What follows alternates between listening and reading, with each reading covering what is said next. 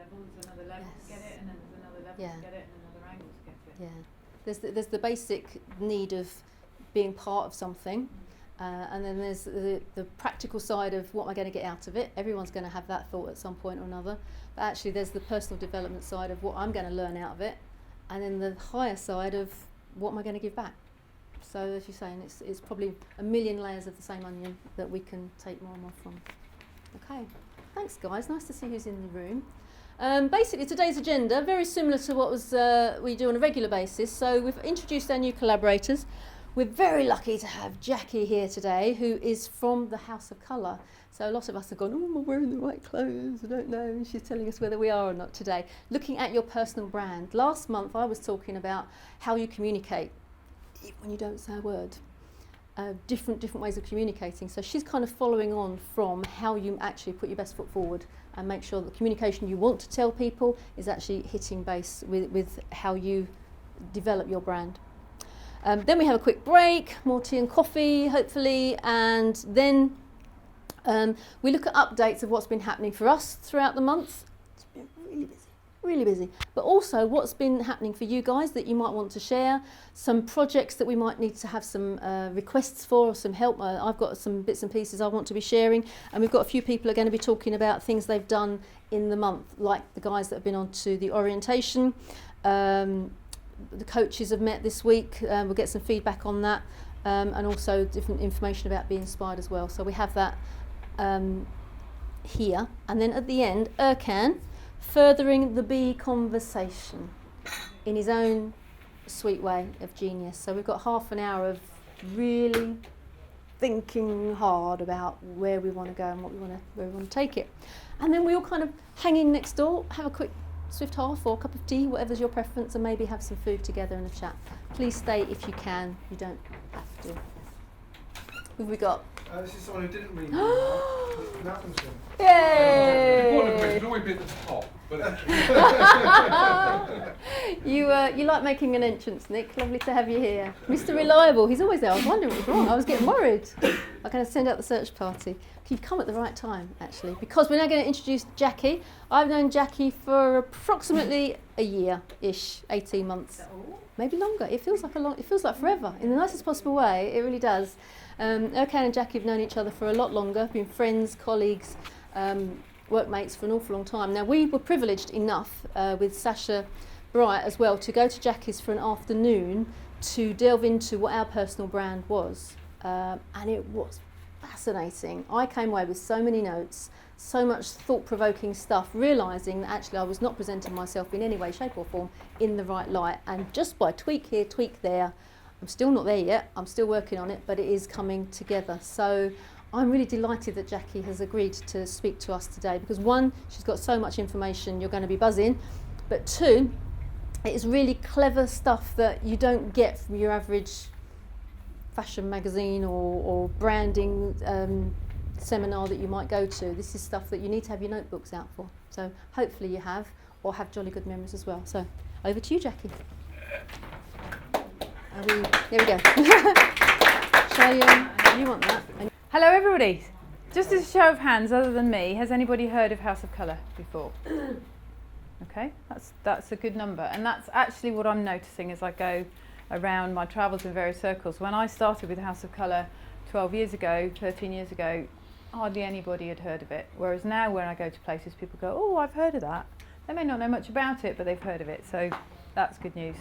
And what I'm going to be talking to you today is to take a look at yourselves. Personal branding is something that is a much broader subject than just us. But what I've discovered out there in the market is nobody who works with personal brand really has the same level of expertise that we have on how you look. So it's a very niche piece of a broader picture of personal brand. So that's the piece I'm going to be talking to you about today. And so to start with, let's break it down a little bit. Personal is clearly us. What is brand? I need a bit of interaction. I can't present. I need a conversation. So you didn't do the message. What we're known for. What we're known for. Identity. Reputation. Yep. Yep. Your face to the world. Absolutely. All of those things. And in the broader sense of brand, this was a definition that I created as a result of a course I did a few years ago. It's the set of ideas a commercial, social or cultural entity stands for in people's minds, shaped by that entity's actions and usually recognised by a visual and verbal style. So that's brand generally.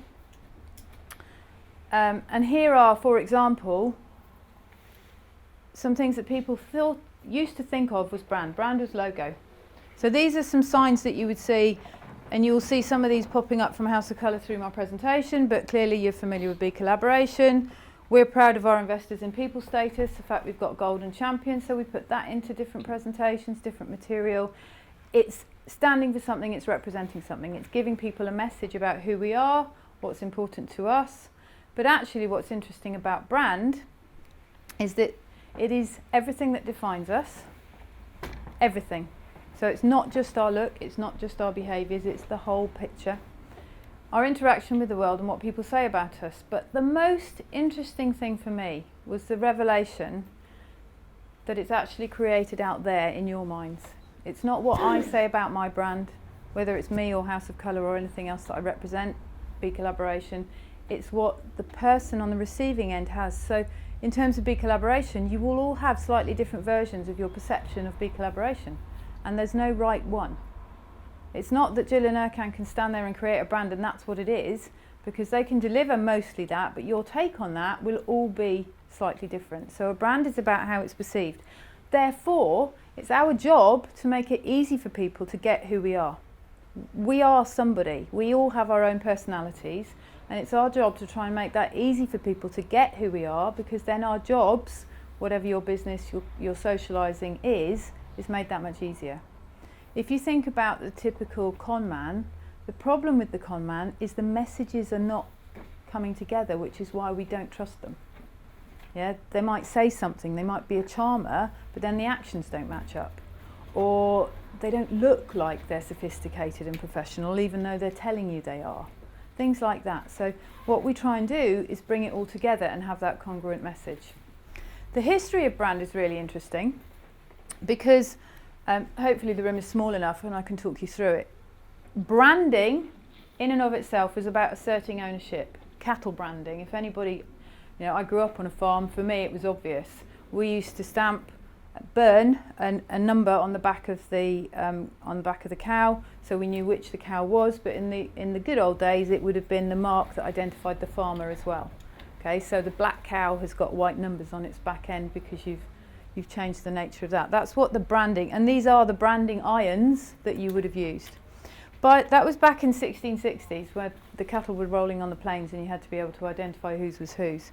So that was asserting ownership. By the 1820s, you'd got into a guarantee of quality. Yeah, and we can all relate to that with the Kellogg's example. By the 1920s, Marlboro is a great example of how brands were promising pleasure. So some kind of experience was guaranteed along with that. And then by the 1980s, they're suggesting it's about belonging. So there's a Virgin family. And if Virgin come out with something new, you immediately build your perception of the new bit on top of your existing perception of how you know them and how you experience them. Okay? But it's also about belonging. Apple have got this down to a T. Everybody wants a piece of Apple. Apple says something about, I don't have any Apple technology, that says something about me, but most people who own Apple technology, it says something about who they are and what they stand for, much more than a Samsung or a Nokia or some other piece of technology. And then the current generation that we're in is difficult to define because you don't really know how to define it until we're out the other side, but it's about enabling action. So you think about Facebook, you think about Twitter, you think about YouTube, it's about the community, and it doesn't exist without the participation in it. And actually that's how House of Colour is. For us, it's a community. Once people are clients of House of Colour, they love the material because of the confidence it brings them in themselves, their business, their product, going about their day. But they then go and talk about it. So the brand then lives in their conversation, their experience, what they've taken on. And as with any brand, if someone hasn't had a good experience, that is the bit that lives on and gets passed on as much as the good experience. So this material came from a course that I did it was an online course and sourced from Wolf Ollins and the University of East Anglia. Very, very interesting to get that. There was more material I got out of it, but that history piece. So, why do we have logos then in that case if it's more than a logo? And as it says here, to become an object of consumption, it must first become a sign. Only as a sign can it be consumed, and the soul never thinks without an image. So we have a visual picture. Think about when you're reading a book, reading a story. You might be walking through a different kind of forest glade to me, but if the words say forest glade, immediately in our mind we have a picture. Okay, and that's how we need to think. So if we can help create a constructive picture, a lasting picture, and then thinking about first impressions, a consistent picture. So every time I meet you, it's a consistent picture. I get a strengthening of that message rather than a weakening of that message. If sometimes I see you looking amazing and other times I see you looking scruffy or uninteresting or, I don't know, all those other negative words that could be out there, then that's not going to support what you're trying to achieve in delivering your message. So, what is the job of a brand? So taking a step back again slightly. It's a framework. It's to communicate, to differentiate, to migrate, and to engage. Okay, so just think about those. Brand generally. We're now moving into less rules about brands and more frameworks for growth. So I describe it a bit like the upside down spider. You know, brand guidelines used to be like this. This is what you can do with it and you can't do anything else. Whereas now we're looking at a framework on which you can grow. Because we don't know, with the way that technology is moving, social media, the internet, we don't know what's coming next year or the year after or even maybe next month. We need something that can grow and allow us to encompass the brand and keep that consistency regardless of what comes our way. Clearly it needs to communicate the benefits, be able to set you apart from the crowd, migrate, move, grow, Virgin, moving into completely different marketplaces, and engage people. Probably most of you have heard the phrase people buy people. I've changed that because I don't think we do buy people. I think we buy passionate people with an engaging proposition. You know, we don't buy anybody. Anybody walks in the door, I don't buy anybody. I buy a certain type of person, and it depends what I'm looking for, what's in my space, but I believe we generally like to buy passionate people with an engaging proposition. So how do you communicate that about yourselves? Because, who was it? What was the question that Alan asked? What are you passionate about? Who was it stood up and shared that? I can't. Yes. You know, what are you passionate about? What's there? What's the thing that's most important to you? It's going to make you get out of bed in the morning, every morning, again and again and again, rather than got to do it. So that's where we want to be. And in this organisation, that is prevalent. It's everywhere, and that's what makes us come back for more, and why we want to sign up when we don't really understand completely what it might be all about. But one of the key things for brand is it needs to resonate. There needs to be recognition, brand loyalty, that familiarity, that recognition. And it's that emotional attachment that people have to certain brands that keeps them coming back, that keeps them choosing that over that when it appears on the shelf. I had a fascinating conversation with some neighbours of mine who both come from Bermuda. And in Bermuda, where they had to ship everything, and it's changed now, clearly with communication, but when he was growing up there 30 years, 40 years ago, you didn't get fresh meat, you only got frozen meat. Fresh meat was a premium because it would have had to have been flown in. They didn't have enough resources on the island. And when you had ketchup, there was only one brand of ketchup because that's all that they bothered to bring in. So they don't call it ketchup, they call it Heinz. Yeah, they don't call it peanut butter, they call it Sunpower, or whatever the brand is. They don't call it, a bit like us with Hoover. Although ironically we were having a laugh that they call them vacuum cleaners, not Hoovers. But they're known by the brand, it needs to have that emotional attachment. So in terms of the personal brand, the job is similar. House of Colour gives the technology for the framework.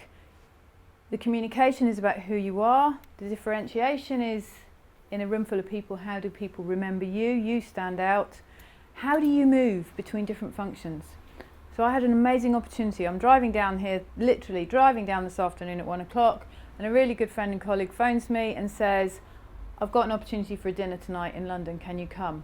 and I'm thinking, I'm going to BeCollaboration, I'm presenting, how can I get to London? Hang on a minute, you're leaving Peterborough at 6:30. I finish here in Hertford at 6. That's possible. So it's resonated, it's going, I've migrated because I'm now coming from meeting, presenting, I need to be able to comfortably move into a dinner. I didn't know about it when I left home, but actually I'm comfortable in the clothes that I wear, the way I present myself, that actually I might be slightly under or overdressed, but at least I won't feel stupid. I'm just slightly under or overdressed, I don't look ridiculous. Yeah, I still look good, just maybe in slightly the wrong clothes for the event, who knows. The resonating is how we get referrals. It's how you build that connection, that relationship over time. The engaging bit actually is really, really important for me because it's that congruence that allows, you think about cogs engaging, a gear engaging.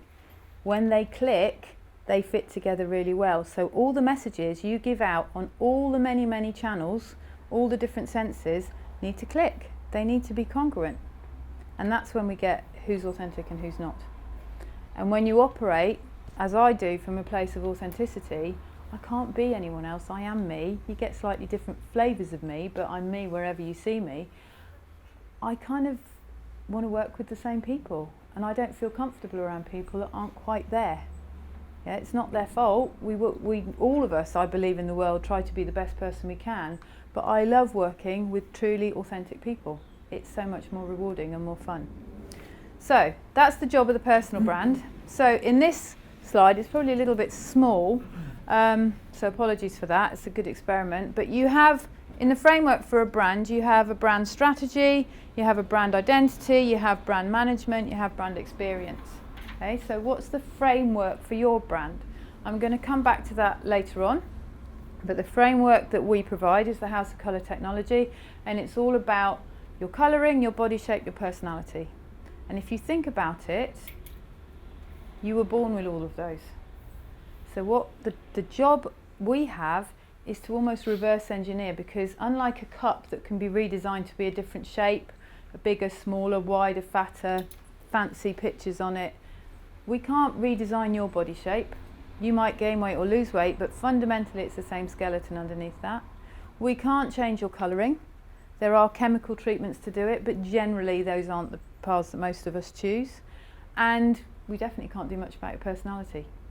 Yeah, there are traits of your personality, and anyone who's got children or been around small children will know there are traits that you have that you were born with. Others you develop as you go along based on the influences in life, but it's the ones that you're born with that I'm interested in, because that's who you are. So those three elements provide the framework. You need to communicate. Many different characters. This slide for me was perfect because anybody who goes back to South Park, the characters are there. You walk into a pantomime, the characters are there. You know them without them even opening their mouths because they're wearing the costume. Yeah. In the theatre, if we decided to do an improvising play here and we had a baddie, a goodie, a Prince Charming, and we could easily pick people out, and even if we haven't got the clothes, oops, what have I done now? Even if I haven't got the clothes here in the room, we would know what we'd need and we'd make a shopping list. The baddie needs, tell me, what does the baddie need to wear in a play? A black cape. Black cape. Okay, what does the goodie need to wear? White horse. White, yeah, come on a white charger. Yeah, I had that conversation with my son about what's a white charger only the other day. Okay, what does the Prince Charming need to wear? A white suit will do.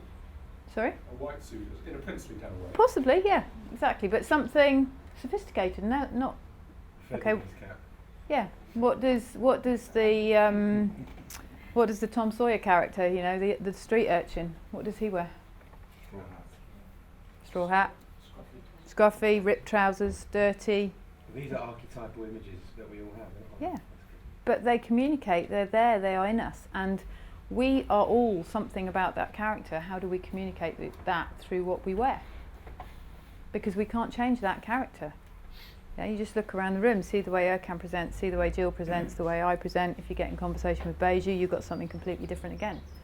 Yeah, something really unique.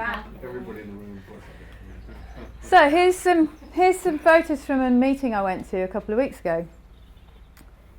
How many people network? Every single person in this room is here, effectively networking, meeting new people. We do it all the time. How do people remember us? Do they remember what we were wearing? Do they remember what we were saying? Probably not, because we can't retain that many words, but they remember a sense of us. They remember whether we liked them or not. Remember whether they were a positive experience or not.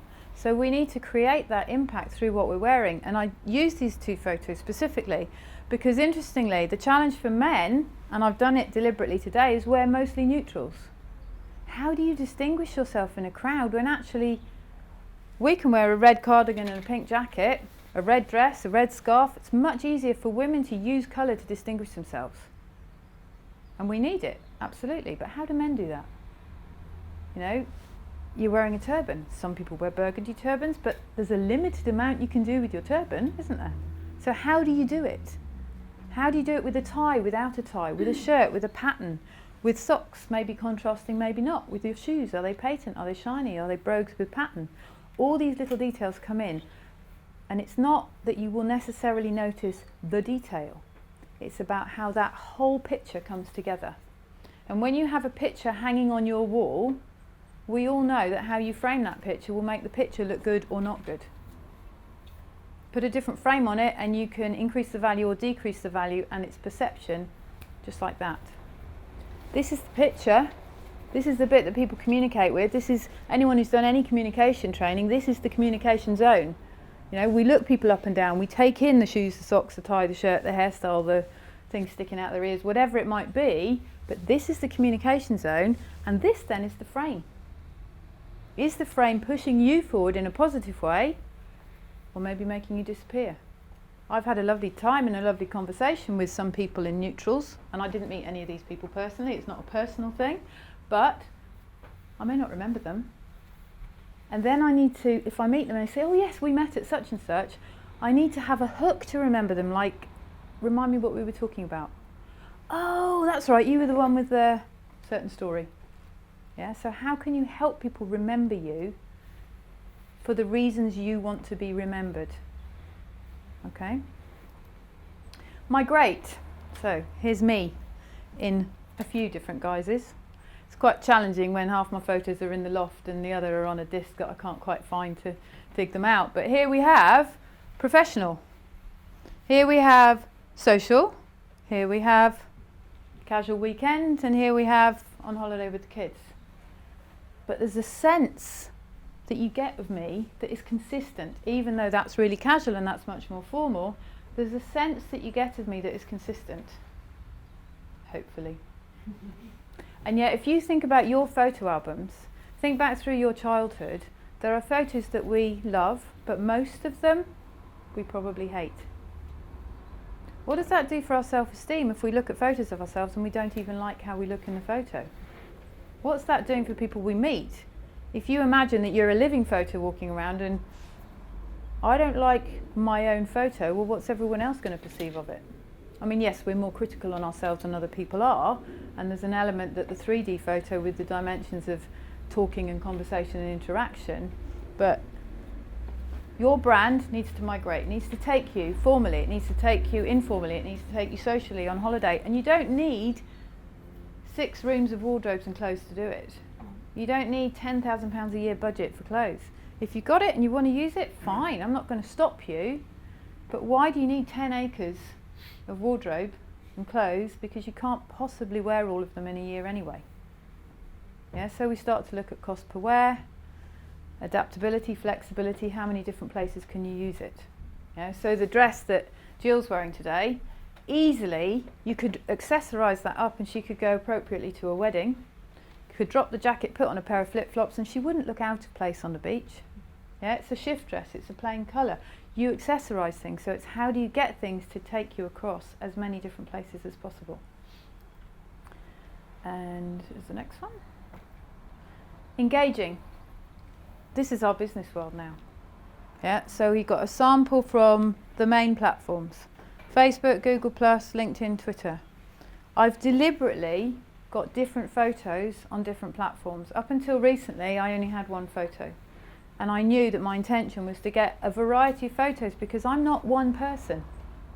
I have different guises, I have different bits of my personality that comes out in different ways in different places, and I will continue to evolve how I use this. But again, the consistency is there. But when people go onto my LinkedIn profile, when people find me on Google+, do they get a sense of who I am from my picture? Now what's interesting about this is on House of Colour, we actually have a dedicated page for each consultant. And in the days when I was a consultant, it was towards the end of my time as a consultant, and I got kids and I was working as a trainer at House of Colour, and then I bought into the main company. I wasn't having any time to really consult. So if people came to me and wanted me, I would make that time, but I wasn't marketing and looking for clients. Consequently, on my webpage I had a photograph, but nothing about me, no text, none of the summary that you get on LinkedIn. And yet people would phone me on the basis of the webpage. So I would ask them, I'm really curious, why did you phone me when there's nothing written on there? And they said, we like the look of your picture. So think how that applies to you. That is the thing that could make or break whether people engage with you. There was no words on there. There was my phone number, my email address, and my picture. And that's why they chose to engage with me. It needs to resonate. So these are people, business people. Any guesses what they might do in business? This is how they would typically wear their clothes to work. Startup. Sorry? It's like a tech startup. They're different, they do completely different things. Okay? Completely different things. Tech startup. Which one? Go on the left, IT. Okay? Or a very confident managing director. Okay, well, could be, yeah. The one on the right? In the middle is HR. HR, okay, one on the right? Okay. This was an exercise we did actually quite a long time ago.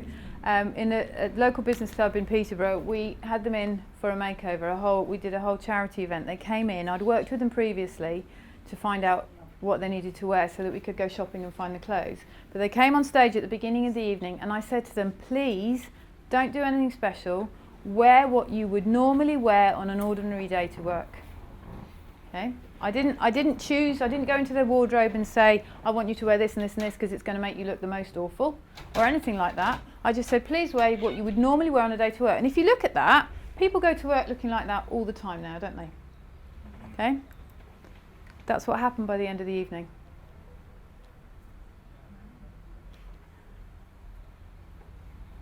Okay? Now, the chap on they're in a different order, but the chap on the left and right, he's a radio DJ. Okay? The lady on the right and standing in the middle in the second picture is high profile in the council, very high profile. And the lady here in the middle and on the left is actually a journalist. Okay? Doesn't take much, because what happened was they came on stage, we talked a little bit about what people wear to work, because everybody's dressing down these days and wanting to go casual and wanting to dress for themselves. We then sent them away where they got changed into the clothes we'd already prepared while I described pretty much as I'm going through with you. So I had about half an hour on stage, a coffee break. We had a hairdresser in the background as well, which helped. I did the makeup for the women, and they came back in about an hour and a half later. Okay, so here's another one. What profession do these people do? Undertaker. In the middle. He's actually dressed like Urkel. Well, give me the bird right. And the compass on the right. Okay, but any other input on that? Plaster on the left. Plasterer. Works with children, youth, Okay. teacher. Picture. Which one's that? The right? Yeah, okay. What about now? They're in the same order this time.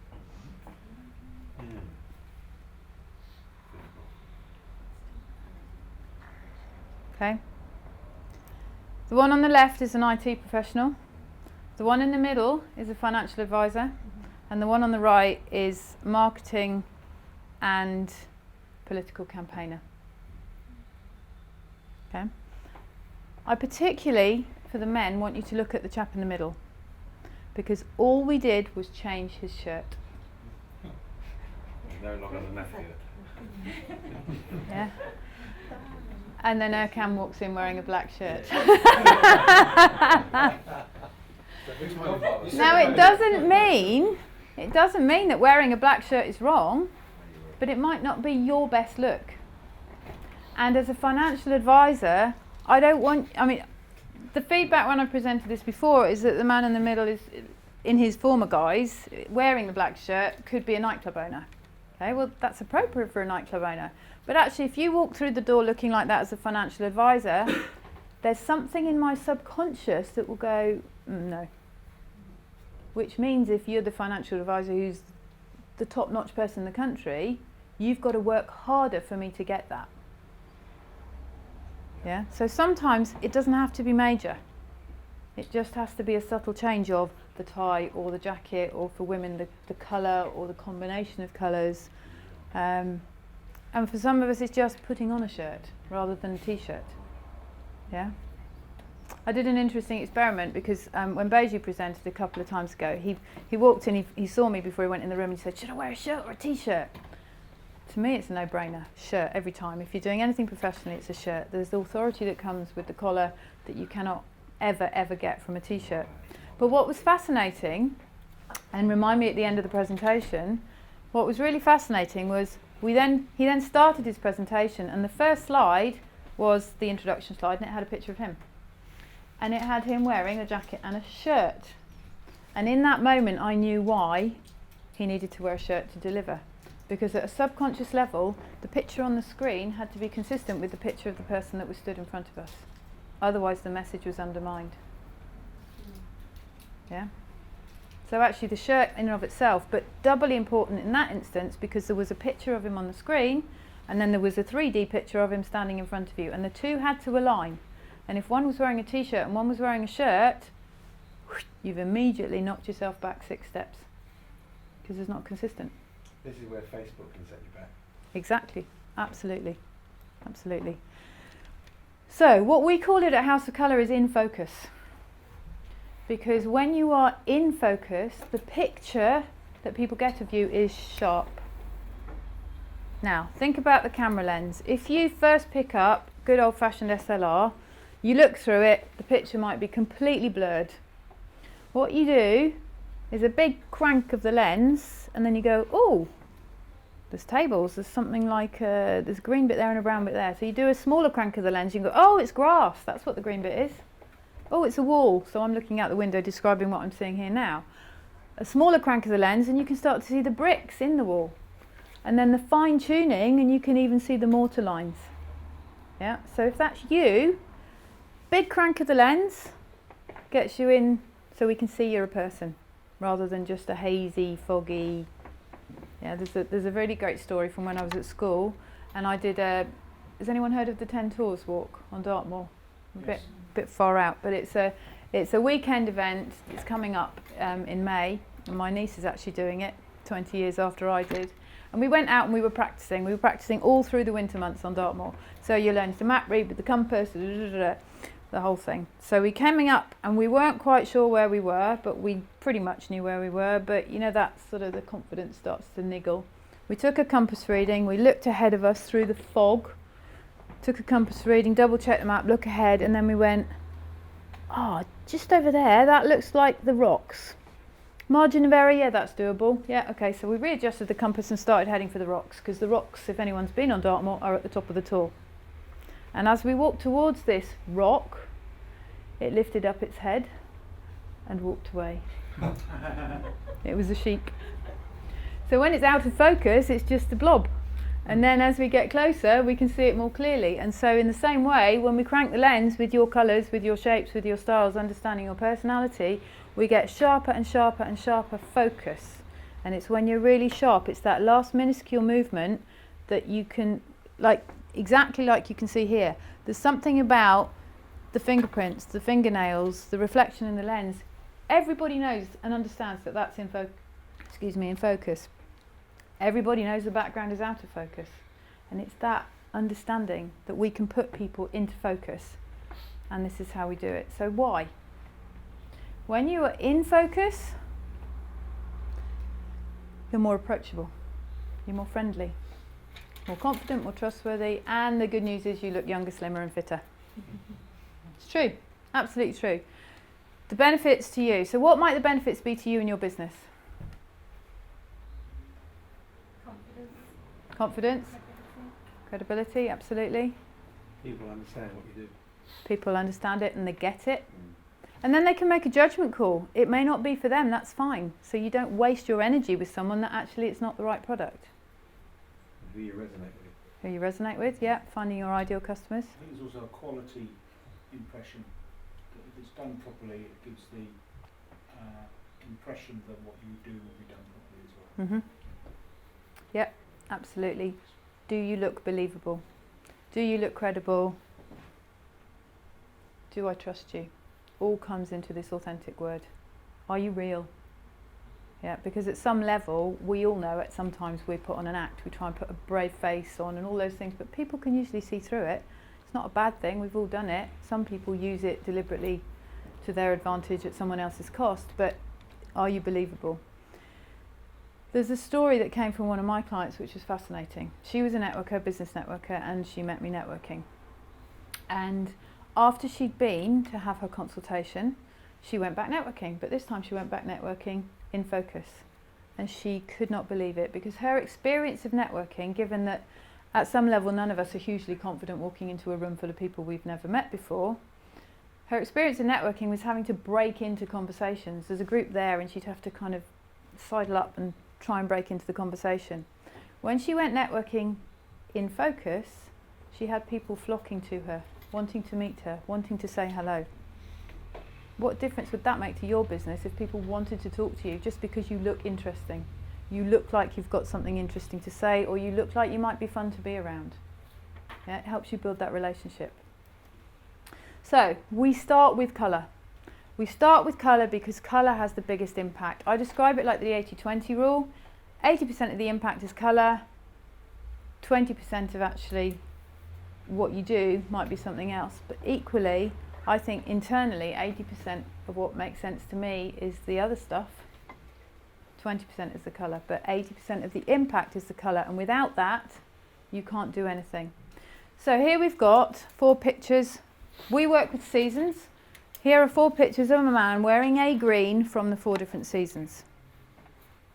Can you see which one you see him? Does he look more healthy? Does he look a bit more professional? Bottom right? Top right? No, Bottom left? the bottom two, Bottom right, but bottom. which one is it? The left or the right, the bottom? Maybe on the, That one. oh. And now, sometimes when you know the answer, you can look back and see it. Can you see how much you can see his shadow on this one? His face, he looks a bit peaky. This one, he just looks cheap. Both of those, they're just too, there's something about them that just don't work. Yeah. Doesn't mean he can't wear bright colours, but those aren't his bright greens. His bright green will be something different. Okay? And that, all that is a drape.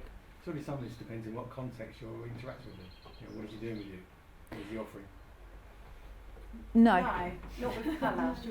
Really? Yeah, Yeah. absolutely. Regardless, sorry. No.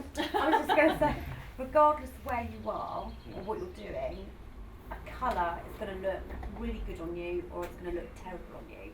And it doesn't matter where you are or how you're interacting with somebody, because it's your coloured tone in your eyes. Am I right in Yeah. saying this? And Yeah. your hair colour, you glow. Yeah, your skin colour, your hair colour, your eye colour. Now for us women that presents a challenge because I would say probably 90% of women dye their hair. So we have to be able to look beyond whatever colour your hair might be now to help you establish is it the best colour for you so that you can then dye it in the best colour for you. Yeah, so there's all kinds of things that come into it. But in this, clearly for me, once you've seen it, I can't unsee it. He looks more professional, he looks sharper, he looks slimmer. You know, his jawline looks slimmer, you can see his jawline. And that's absolutely what you will get every time. You sit him here and do the same greens, it doesn't matter what job he does, where he does, those greens will always do that to him. This is a female version. This is a really, really expensive jacket, and the right-hand jacket is not that expensive at all apparently. She's one of our consultants in America. And she did this and posted it on Facebook, so I thought, perfect, I shall borrow that for our presentation. But can you see how peaky she looks on the left? All she's done is change her clothes and then match the lipstick to her clothes, because after all that's what we do. Yeah, so the lipstick and the clothes are the wrong colour for her. Her hair hasn't changed colour, but look how the perception of the hair colour changes. It looks much richer and more vibrant on the right when the colours, the picture frame, push it forward. And she just looks healthier, she looks happier, and it was taken on the same day. She just got her son to take a couple of pictures on the phone. Okay, so the impact of colour is significant. Body shape. I do my homework when I'm on the beach because that's the only place I get to see true body shapes.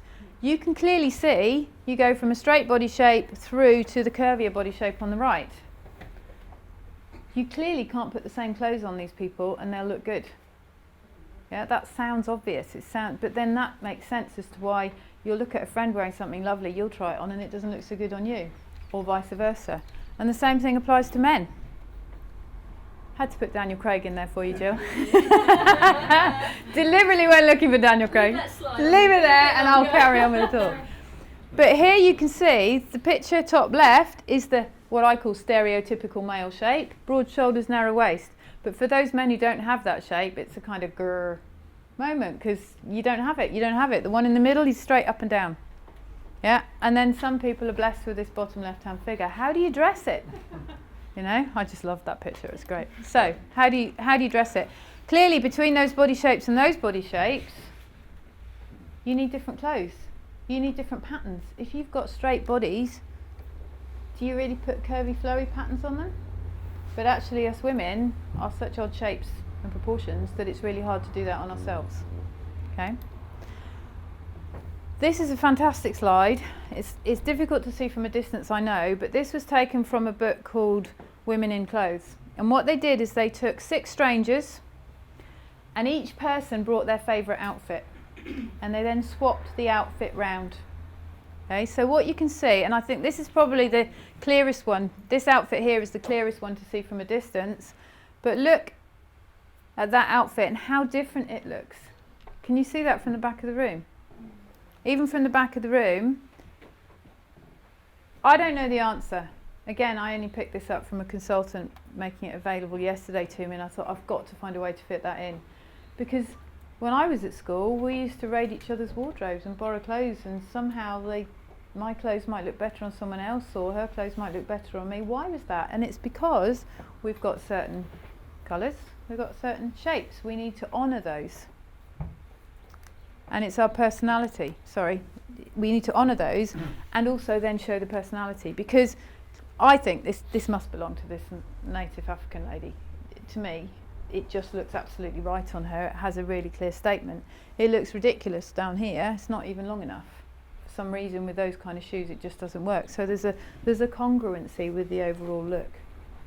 Yeah. And that's about your personality coming through, going back to the play. Have you got the goodie, the baddie, the Prince Charming, yeah. What do you wear? How do you wear them? And then it's about putting it together with authority. So the colours, the shapes, everything, great, but it's a bit like decorating a cake for those of you who can remember the Generation game. You had all the same ingredients on the table, you had the same time frame, you had the same instruction, and yet how it was implemented varied quite a lot from group to group and caused much amusement. So what do you think it is in the way they've put their outfits together, because they're clearly not too formal? What is it that gives you a sense of authority? What makes those clothes, those outfits support them? They look comfortable. Mm-hmm.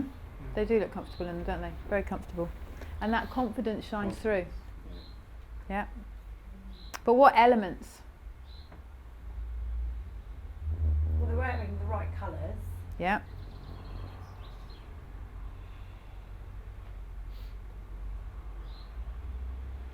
Simple lines, or is that something to do? They fit their shapes. Yeah, a combination of those two. It's the lines that fit their shapes.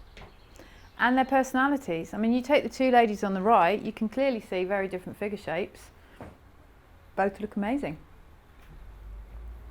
Their hairstyles, arguably, for the 2 on the right, are quite similar, but somehow there's subtle differences between them, and you get a sense of a different personality.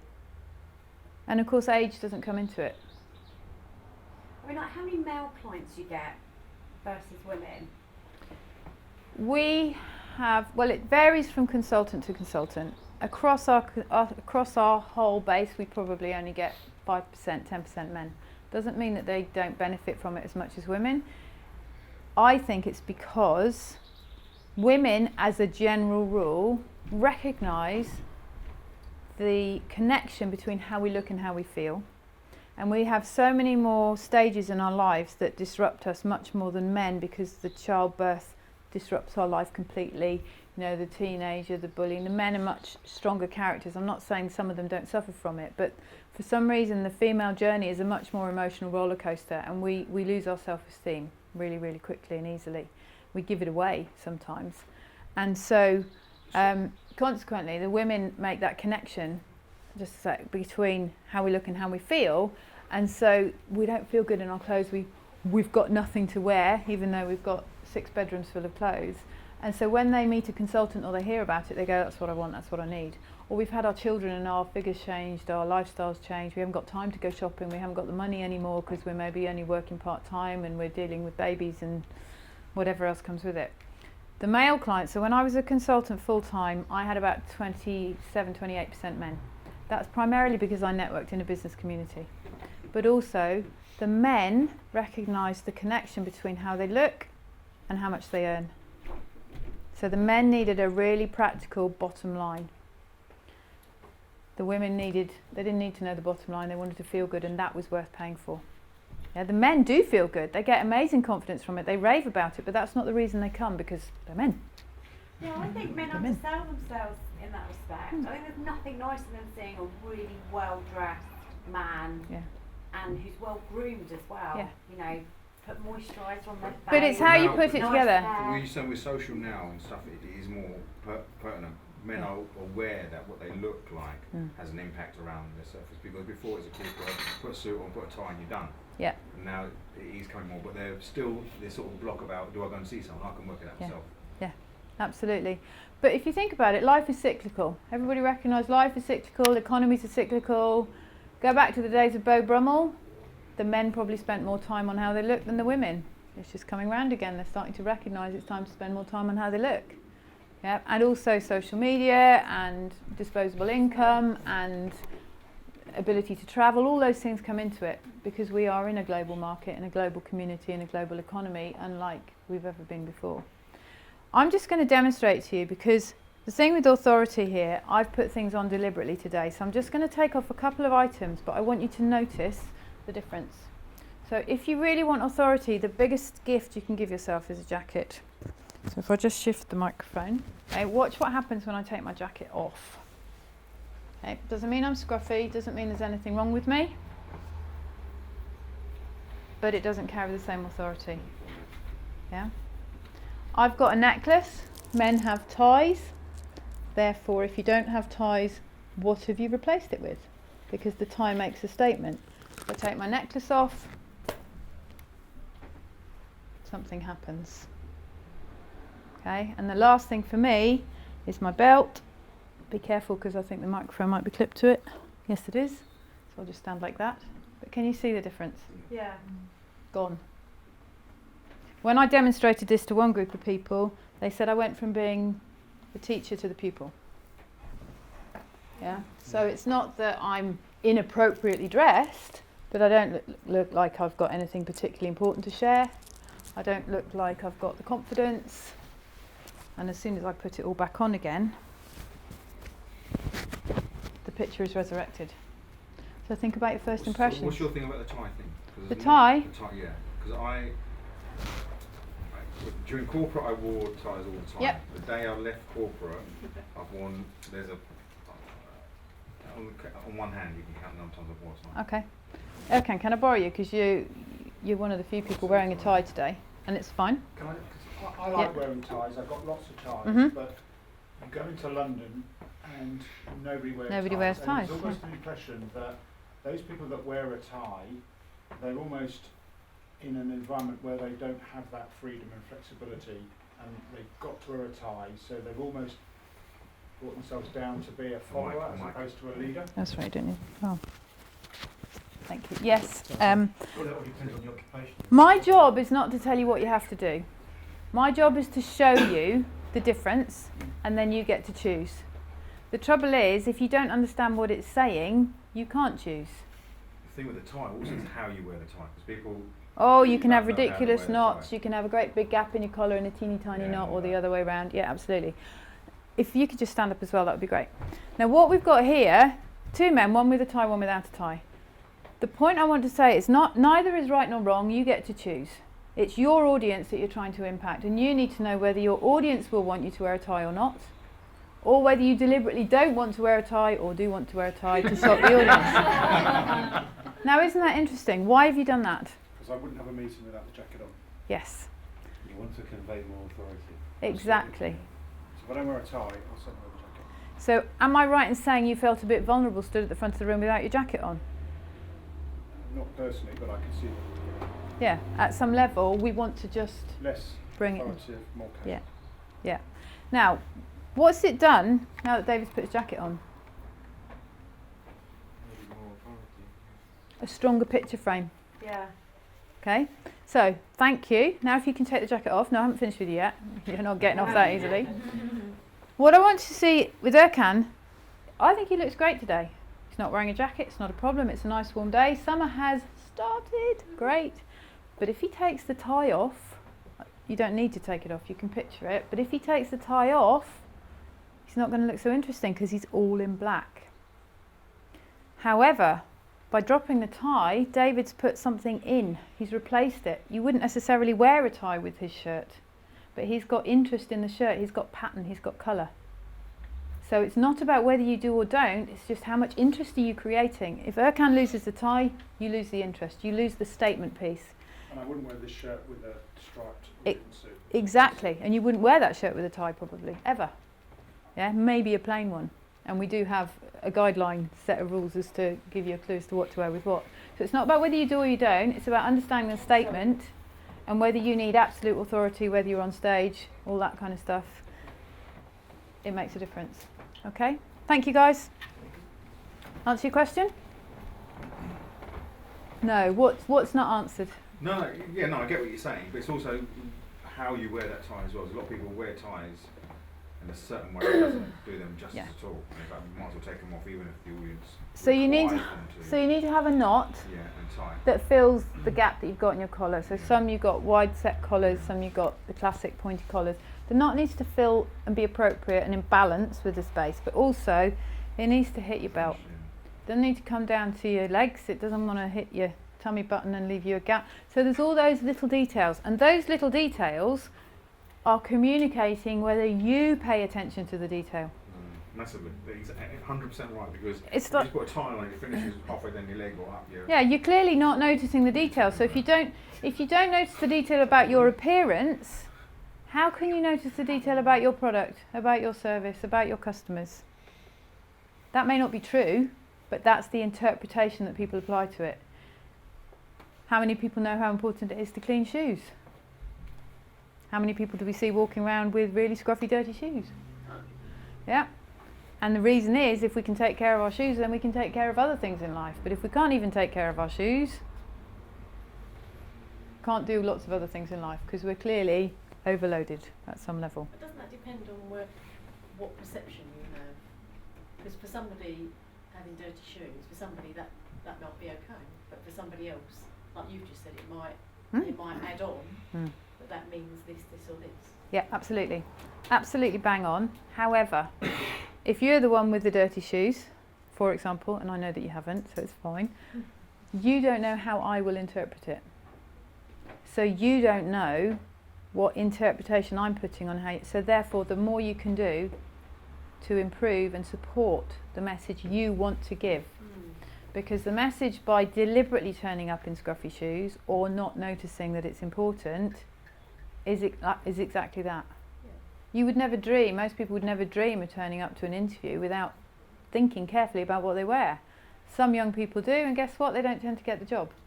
Unless they have a really strong strength, really creative. You know, now with technology, with social media, there's some really keen entrepreneurs out there. We could see and hear them at the Wannabe event that Beji put on.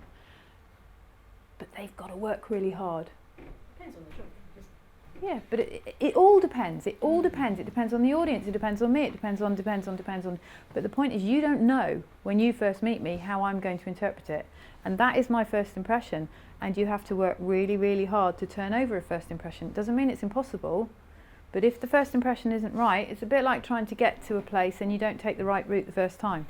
If you take the right route the first time, you bang on for every other time. What about energy as well? Because Bosia was saying something about the tie. So Mhm. for me, when I meet people, there's an energy to somebody. So they might be wearing exactly the same thing, but the energy is completely different. Yeah. But you tune into that. But our energy also dictates how we choose from the wardrobe. Our energy dictates how we buy from the selection available in the shops.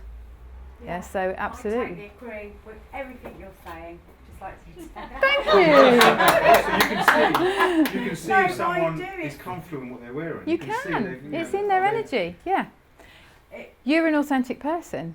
No, most people in this room, I don't know you all personally, but I would say everyone in this room is an authentic person because that's the nature of this heart-centered organisation. Therefore, you've got the ability to tune into energy. But if you're not, you've actually used a lot of your energy not being heart-centered. You haven't got that spare capacity. I think it's I really can- interesting about perception, because when you took your jacket off, I thought you looked a lot softer.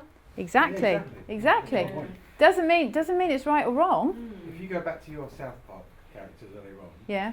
we all have archetypes that are in our head that we instantly, we have 7 seconds to make an impression thereabouts on somebody. Yeah. And our minds all put people in pigeonholes and going, you know, that's the jester, that's the joker, that's the knave, that's the queen, you know, Yeah. and other ones as well, the hero, the villain. Yeah. And some of that is dress. I mean, you can give an example of without, because I really like the energy thing, and without the energy, you can go to hairdressers, and if a hairdresser or a hairstylist comes to me to do my hair, and her hair is just absolutely, all his hair's pooling, he's not touching my hair. Yeah. And I don't care whether he's the nicest person in the world. I say But there's. like, do you know what I mean? I It's do not- know what you mean.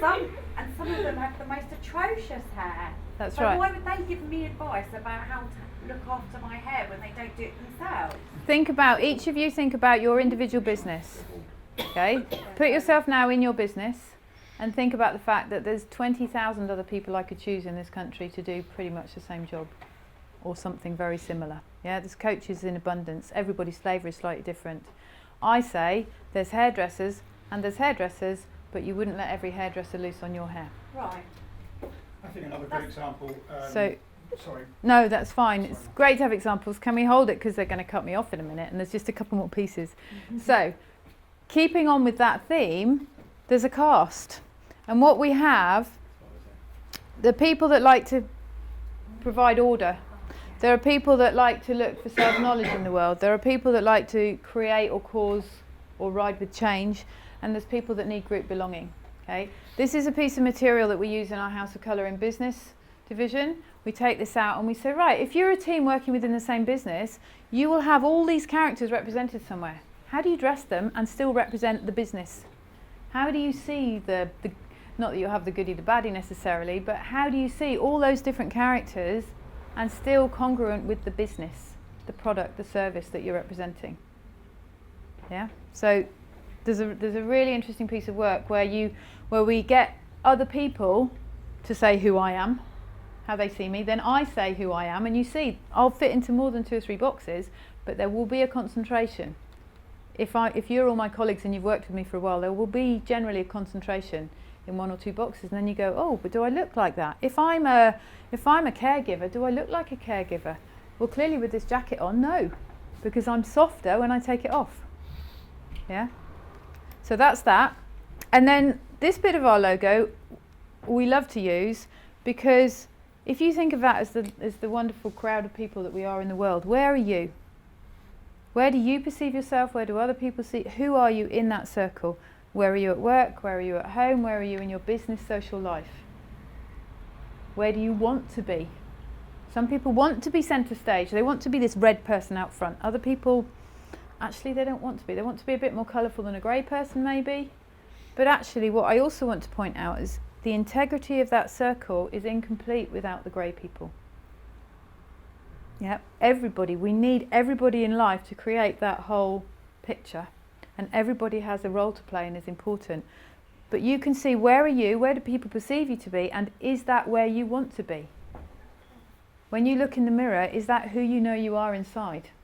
Or is there a mismatch? So we can then go to work. When we can identify the gap, we can go to work. So these are the places you need to look. Yeah, your soft copy brand audit, your hard copy brand audit, and then your appearance. Okay, all these elements, really, really important because they create the whole picture. Because we don't do business with companies, we do business with people. So, do we see you? Or have you disappeared?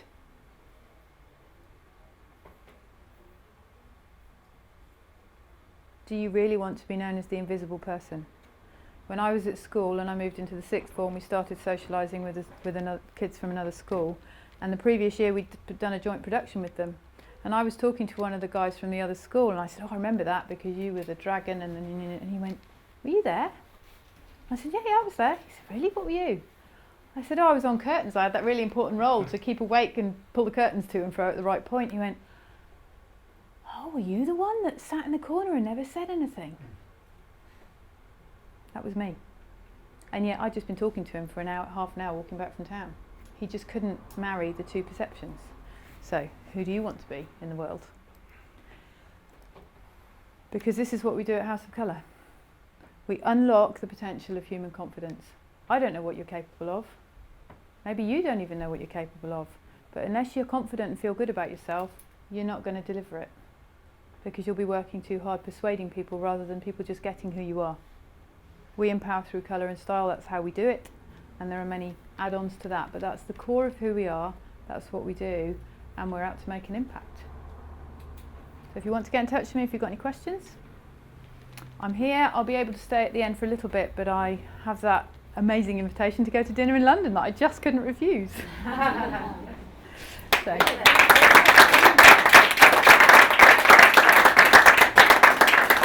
Before you sit down, Jackie, we've got a few minutes before we go up for our break, and I just want to ask anybody if you've got any questions, but also, how did that land with you guys? Was that something that you've taken away, something that you're going to go, I think I need to tweak bits and pieces? Are you going to start wearing a tie? Are you going to change the colour of the shirt that you put on today? Do you realise that some shirts look better on you than others? What's your favourite shirt?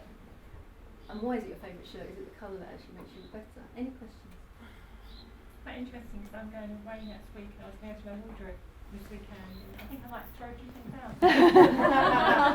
Do you know, that clearing process is so much easier because you've got this thing that costs you money hanging in the wardrobe that you never wear, but it cost you money and you did like it, otherwise you wouldn't have bought it. And then you go, oh, it's not my style. It's the colour, I love the colour, but it's never going to look good on me, or whatever. Yeah, absolutely. Clearing makes it lovely. That's the hard thing, throwing clothes away, isn't it? It's not hard when you know why. Yeah. That you're absolutely right, it is. Clutter clearing when it's your own personal clutter is the hard thing, which is why one of the services we offer is helping people to clear out their wardrobes, because we bring some objectivity to it. But when you know why, yeah, there's a kind of a sound akin to fear in the corner here. Don't come near my wardrobe. And you're absolutely right, because it's really personal. I mean, can you imagine me coming home with each one of you tonight and helping you clear out your wardrobe? Oh, not yet. I've got to do this bit first. Yeah? That when? God, you're going out to dinner. Yeah. Yeah. But the thing is, you're not clearing it out or throwing it away. You're donating it to somebody who would actually wear it, rather than it being in your wardrobe that has been for the last year and not going anywhere near it. So actually, you're doing. I keep arguing to my wife it's going to come back in fashion. That's what I keep. Well, and some do. Give it 20 years. And some do, but does the cost of storing it? Does the cost of storing it equate to the value you get? And with some vintage clothes, clearly, like good antiques, it has proven so. And are you still going to be the same size and shape? Well, What you wear as a teenager? that's the question. And that sixth form boy didn't realise that you were actually the person pulling the string. Well, oh, I like that. I'll have to. I'm actually still in contact with him on Facebook. I'll have to tell him. Just to give you an illustration of how powerful this stuff is. Many of you know in my previous life I was big into networking, and I went to one networking group, and there's a chap that turns up with his shirt out of his trousers. He had long Bermuda shorts on, flip-flops, bit of face furniture going on, and he It was wanted to okay. join. Was it okay? Yeah. And he wanted to join this networking group, and he gave his money in and everything, and his application was refused. And I said, why did you refuse it? I knew why, but I was just curious to find out why the committee had got together and said he wasn't suitable. Guess what his profession was? Surfer. Actuary. Close. He was an accountant. No way. So I said to him, you should have been in a suit. That's what people expect. When people know how good you are as an accountant, they don't really care what you wear. But a networking group, you're all about the first impressions. So we took him down the road to another networking group, and I told him to get out the one suit he owned. And he came in, still with sort of sandals on. I went, no, you've got to tuck your shirt in, you need a tie. I literally dressed him, and he was accepted at this other group, and he had a great time. He was there for about 3 years. But he still had to learn how to remember that I'm presenting myself, okay, I'm an accountant now, right, that's what it is. I said, all your clients don't care what you look like. Once they're your client, you can wear what you like. But But initially, initially, inside me is saddened by that story. it is a little bit, but Because of the individualism of the guy, he was dressing how he wanted to dress. I Exactly. actually get that, you know, but And- sort of fitting into boxes. but to in present society, quite we all, sad. we all sadly do judge people. Yeah. It's Well, the it's way. first impressions. Exactly. I'm not judging you as a person, No. but I'm looking at you as a first impression. You know, it's like always with an interview. If you're interviewing somebody and they walk in, they look really scruffy, you can't help but feel that they don't give a damn, quite frankly. Well, it's a bit like a CV. If you can't put the attention to detail to make sure the words are spelt correctly on the CV, and it's only a 2-page document, am I really going to risk employing you with everything that comes with that? No. And you're absolutely right. He can dress how he likes. He's dressing for himself. That's fine. But then be responsible for that decision. Yeah. Don't blame the world when you never get business. Don't blame the world when nobody comes knocking on your door asking for your services. Don't blame the world if the world don't get me, yeah, or whatever that might be, because that's what's happening out there. I don't judge people by appearances. Rubbish. Absolute rubbish. The first judgment we nearly always have to make is, are you male or are you female? And that's why transvestites are really difficult to be around, because there's mixed messages. Yeah, I'm not criticising them. They're free to do what they want. But in society, we struggle with that, because what are you? You know I'm female. And I could come in trousers, you'd still know I was female. There's things about the way I do my hair, the makeup, there's things about my bone structure that I cannot change.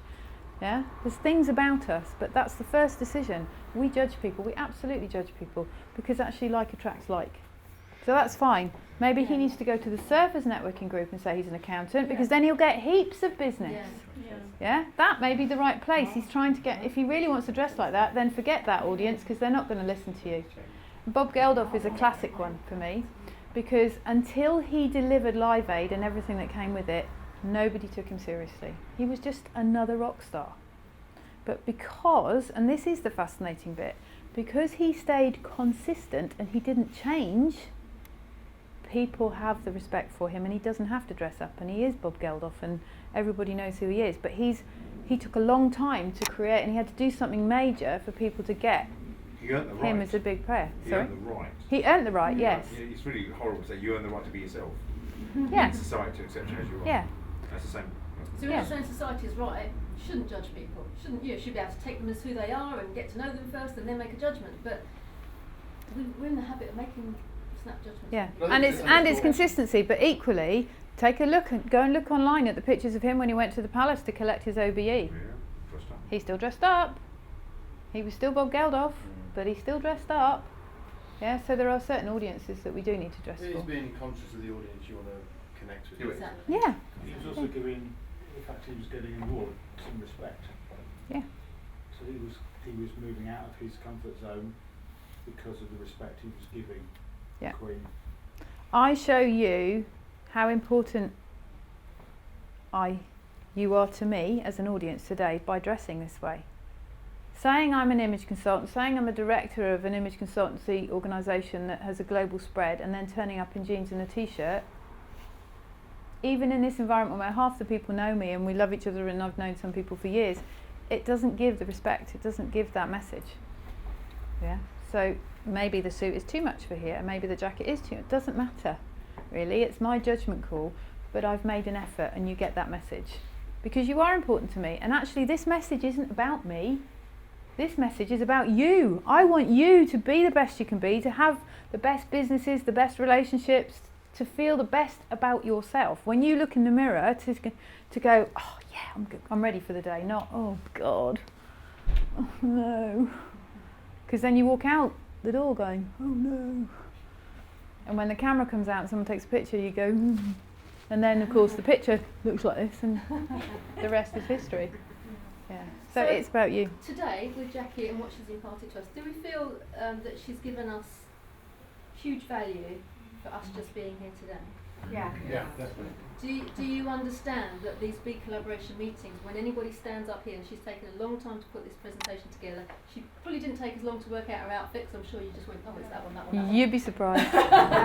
But she's taken a lot of effort to provide this for us today that gives us the value of why we come together on a monthly basis. This is part of your membership. This is part of why you are here. You now get to take some of that away, and you might change what you wear, and you might not. You might go, actually, I'm looking good and I'm great, but you've had somebody prove it for you. You know where you're at. So what I'd like to say is thank you, Jackie, so much for the value you've given us, that I know other people would spend hundreds of pounds just for your advice, sitting there listening to you. Thank you. You're very welcome. Thank you very much. Did that package arrive? Did the package arrive today? Yes. Okay, so what I have got here for you is a brochure. Thank you. I'll unwrap them. They're not even unwrapped. No, I don't need the rest. That's fine.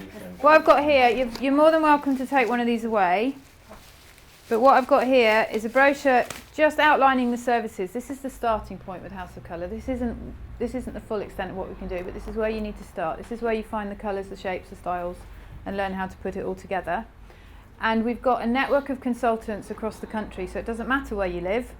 In there, I've also got a phone list of where they are, and you can find them on the website, and you can always get in touch with me through that, through LinkedIn, through many different routes. Okay, so there's one of these for each of you to take away. If you want to, if you're interested, take one for family and friends. Find your local consultant. Build that local connection. Yeah, that local support network. Okay? Thank you. We're now going into a 15-minute break, so if you can be back here by 5 o'clock, there's still some more tea and coffee if you want to go out to the bar and get some drink, whatever you feel comfy with. Have a comfort break. Enjoy the sunshine. Be back here for coffee. Thank you. What's been happening in the world of BeCollaboration? When you sat down, you would have sat close to or on one of these little packs. And I would like to make a request. Collaborator or guest here today, if you would take this wonderful pack that has on the back our contact details, on the inside, subtly printed, be, do, have, which is what we are all about, the being and the context of our conversation. We have some details about our community, and we also have an application form if people would like to join. What I'd like you to do is take that and hand it out throughout the month to somebody who you think would enjoy this kind of meeting as much as you have. Just invite them along. So if you'll take one home and share, that would be lovely. Thank you very much. We have a few people who are going to give us some feedback on what's been happening in BeCollaboration this month. It's been a bit busy, in more ways than one. In a good way, in a good way. So Beju has volunteered to tell us what the coaches have been up to. Would you like to come to the front, Beju? No. Thank you.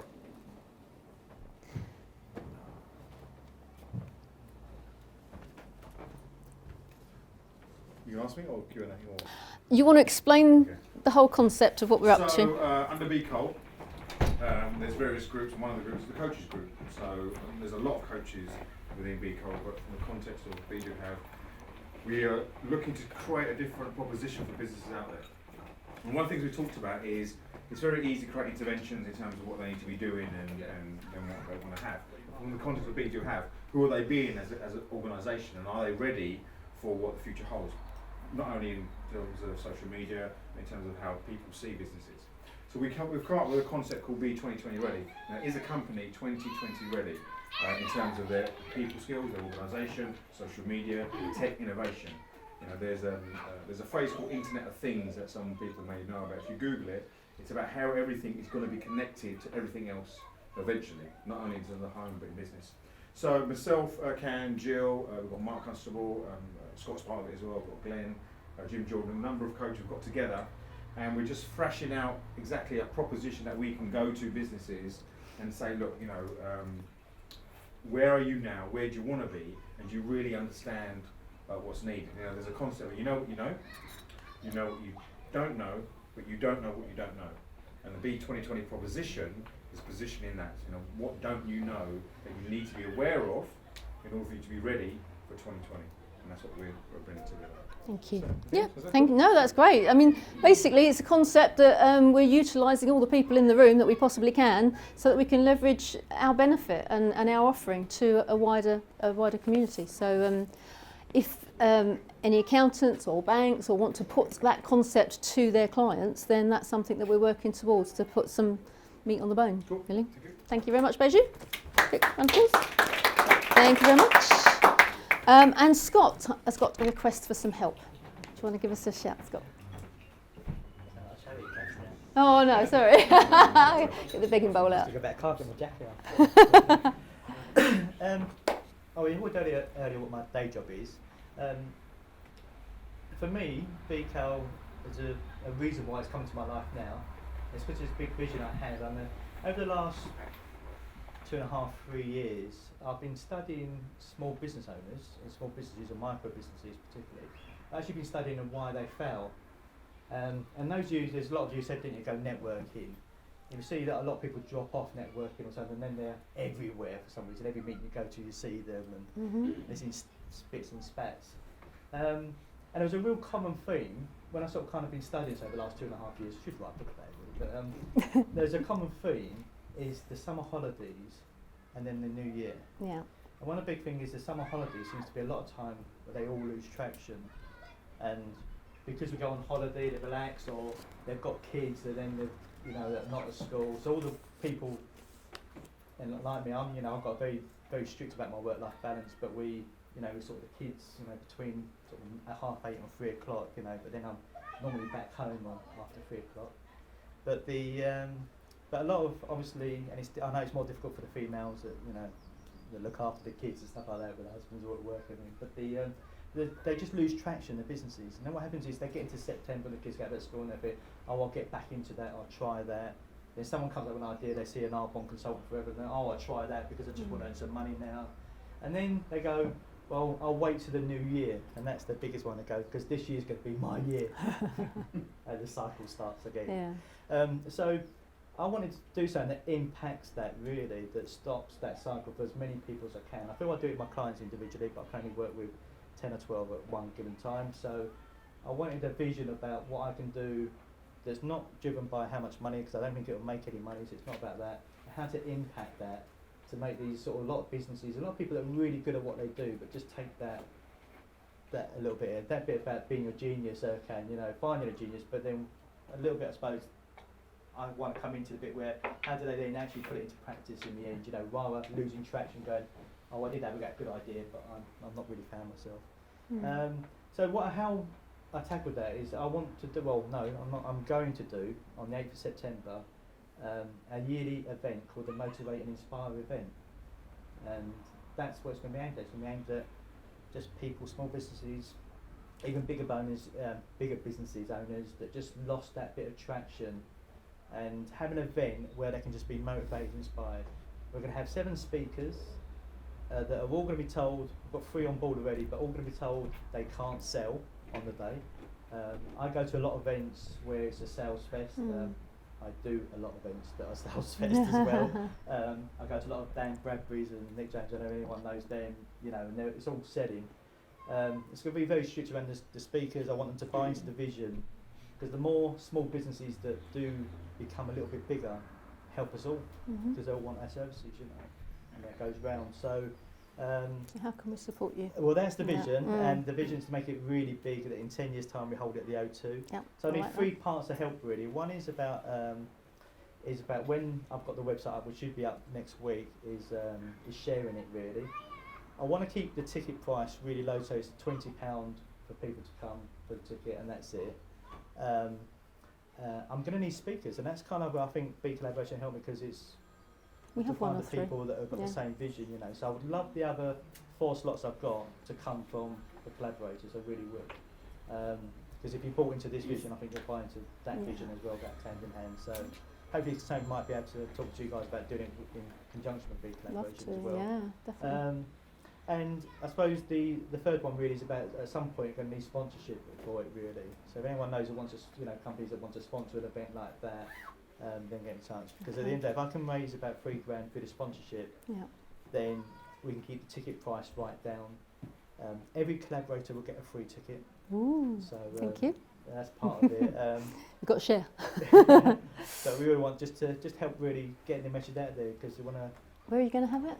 At the moment, and I'm going to say at the moment because it's all down, but at the moment the Cambridge Chelmsford Racecourse.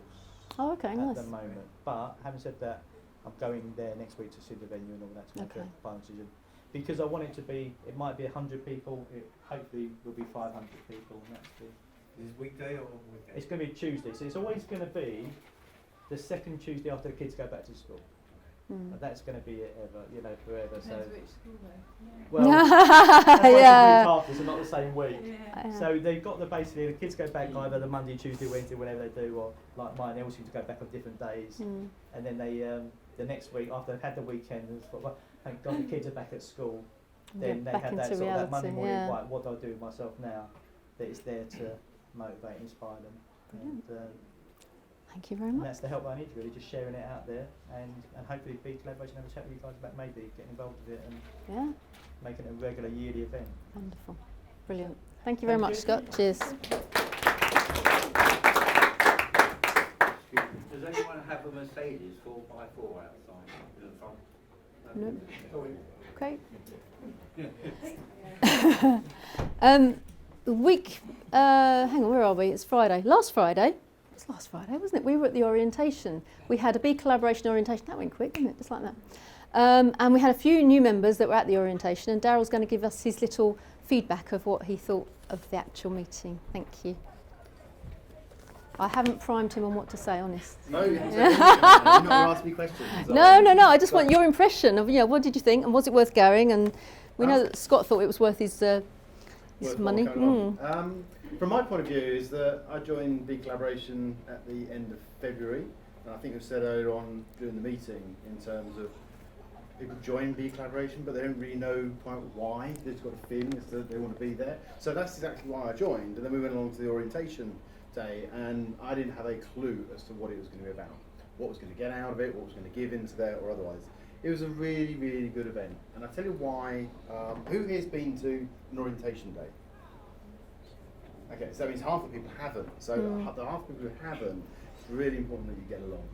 And the reason I think you should get along is because it gives you the time to explore a little bit more about what BeCollaboration is about. We looked at the vision, the mission, the values in there as well, and talk through each one of them. And it enables you to start to connect with those values which are particularly pertinent to you, gets you to understand the organisation. And there was definitely a penny drop. As a result, it's a little bit like, that's why I'm here. That's why I'm enjoying it. And this is how we can contribute to the group. And I think that's kind of an important part, is about how you contribute. And also, I think the other point out of it, it does kind of go beyond business, because it's relationships. So it's not all just about your business and what's going on. It's about you as a person and how you as a person can grow. So I got loads out of it. I thought it was really worthwhile. Fantastic. I'm not going to tell you more, because if you haven't been, you need to get along. Yeah, that's brilliant. Thank you very much, Daryl.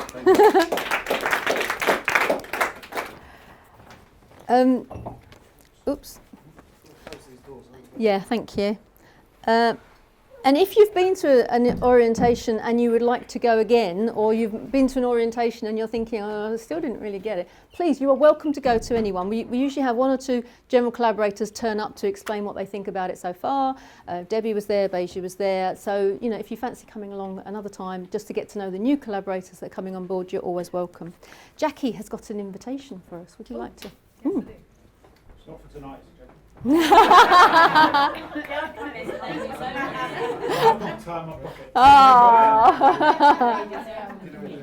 No, it's actually a real opportunity for you. However, it's last minute, and most of you, I would assume, I've got arrangements. But there was a chap I met about 12 months ago who's an emotional intelligence expert, and I went to a one-day course that he delivered which is a precursor to a 3-day programme on emotional mastery. And I'm going to be doing this programme. It's on the weekend of the 15th, 16th of May. Now, the thing about Sanjay, he's a fascinating character. He actually had a heart attack at the age of 42, completely then had another look at his life. And his philosophy on life is to live it in such a way that if today is the day to go, then today is a good day to go. And then a couple of months ago he had another heart attack. So, no sympathy, he's fine, but if anyone knows about living the energies below and above the line, the difference between having a heart attack below the line versus now he's living in the energy above the line, just no comparison. He's got a course coming up in May. He hasn't got as many people on it as he'd hoped because he's been otherwise engaged. And so he said to me that he will offer to me, to anybody who knows me, if they use my name as a reference, a space. So instead of £1,500 for 3 days plus your accommodation, he will offer it to you for £1,000 including your accommodation if you can make that 3-day event. So it's an offer that's almost too good to miss, but equally it's last minute, so you may, at that kind of offer you may want to move your diaries. Okay, so what I'm going to be doing is forwarding the text on to Jill. I was going to do it tonight, but I've got other things to do. I will promise to get that to Jill by the end of the weekend, so that will be emailed out. So instead of £1,500 plus VAT for a 3-day course to change your life and look at emotional mastery, he's offering that course for £1,000, including your accommodation. It's the weekend of 15th. 15th, 16th, yeah, 15th is the Friday, yeah. Yeah, 15th, 16th, 17th. It's Friday, Saturday, Sunday. It's in Warwickshire, at the conference centre in Warwickshire, so you can get away from everything. And I have to say, I'm at the point in my life where I'm ready for the next level, so it's absolutely perfect timing for me. If any of you want to join me, it would be great. But I'm going anyway. Okay, so good girl. Thank you very much. Brilliant. Thank you. A little round of applause there. I just want to tell you, Sasha hasn't made it today. I think he's probably still sitting in the townhouse waiting for us to turn up. But I want to remind you that he's got a business agent in conjunction with BeCollaboration on the 7th of May have got a discovery day. So if you know of a business that needs to get some funding, this is an opportunity for them to spend the day with Sasha and us to find out if they are ready to be put in front of potential funders for them. So it's a whole day. Did you want to say anything on that, Erkan, or not? No, okay. So 7th of May, you've all had the email out there. It's all on the Facebook group as well. So have a little look at that. Just a reminder, 7th of May is the next one. I'd like to make a request as well. Yeah, apparently, as the song goes, that everyone's a little bit racist. Did you know that? Avenue Q, West End show. I love it. And you go, no, I'm not racist. I'm not racist at all. But you are. Because the Irish are... Yeah, aren't they? And the Scots, well, they're a little bit... So you're thinking the same thing because this is what goes through in society. This is kind of our norm. It's not right necessarily, and it's not the way we should be looking at things. It's a bit like how you dress. You know, people make judgments. And I think we're all a little bit sexist as well. Because big boys don't cry, do they? And girls with short skirts, well, we all have these opinions. And what I've realised is that sexism abounds everywhere. And what I want to do, I've been getting involved with the He for She campaign, which is about gender equality. And I believe that BeCollaboration should have some form of document or policy or an awareness that we are making sure that everyone within this organisation has a gender equality, male or female. Us girls are never going to put you boys down and vice versa, for whatever reason. So I'm making a request for anyone who'd like to join me that we can put something together to promote and make aware equality within our community here, because we are not the same as everybody else outside. We have our own way of doing things, and I want to make sure that sexism and racism and any other ism that might be out there isn't apparent within this community. So that's my request. And Erkan is now going to tell us about Be Inspired. Thank you. Those who were in the introduction earlier, I did touch on Be Inspired. For me, Be Inspired is 30 years of, since the age of 14, I've been involved in transformational arts and looking at the world. And about 7, 8 years ago, I started looking at the world in a very different way. Sold out my businesses, had some money in the bank. I started looking at the world. I started asking questions like, why is there poverty? Why is there disease? Why are there wars? Why is there so much debt? Why so many people I meet are not fulfilled and self-expressed and living the life that they could live? Why is it the most abundant resource on the planet, on the universe, is human genius, and yet it's being squandered, it's being wasted, it's evaporating before our very eyes? What if we could design a program or an interaction or some kind of inquiry with people into pulling away all those things that shape us? Now, a lot of the work that I've done, and I imagine a lot of you have done, is personal transformation. So you're going to have a personal breakthrough, or you go and say sorry to your mum or your dad, or you heal the past relationships that all went wrong. Yes. So in my experience, I've gone out and had these personal transformations. It was a bit like taking a fish out of really dirty, oily, shell oil water, cleaning this lovely fish, cleaning it out, and then going, whoop, throw it back in. And I started to look at the macro stuff, our education system, our money system, the media, how much fear is driven into the organism in our current culture. Just watch the news for 5 minutes. Is it news or what is it? What is it? If you sit back and you watch the news and ask yourself, what is this? With this view. And you start to notice things. So when you wake up, you start to notice things that you are asleep to. Or I was asleep to, and I started to wake up to these things. And I think to myself, is this bit of information forwarding my genius, encouraging my genius and my passions, or is it doing something else, and what is it doing? Now you all kind of get what I'm saying? Right? So out of that, we designed the Be Inspired program, kind of in 4 months, and we delivered it bang. And I see Be Inspired as well as the orientation, we're going to a lot more deeper, more engaged around those subjects. And it's about awakening up. It's about waking up. So that's the Be Inspired program. The next one is on the 23rd of May at, believe it or not, at Handels Banking. I've delivered Be Inspired in a bank. I'll tell you what, I'm struggling with that. I'm there, but it's fantastic because it says a lot about Debbie and her commitment to this community. So if you're a collaborator, you get, if you're a member, remember all the member deals are either free or as a minimum cost we can do it, and we're offering that in anything we're doing. So as a collaborator, it's £99. The code for that is CD0515. Okay. If you want to invite a friend or someone you know, friends or family deal is £40 off with this card, and the code for that is gift40. So it's our gift off the standard rate because they're your friend or someone you know. Okay. So if you want to know any more about the Be Inspired, if you go on the website and go to Be Inspired, there's testimonials, there's videos of people sharing what they got from the program. Albeit that was the 2-day program, we're down to a 1-day program, so we go through things a bit quicker. So take a look. If you want to ask any questions about that, come and see me.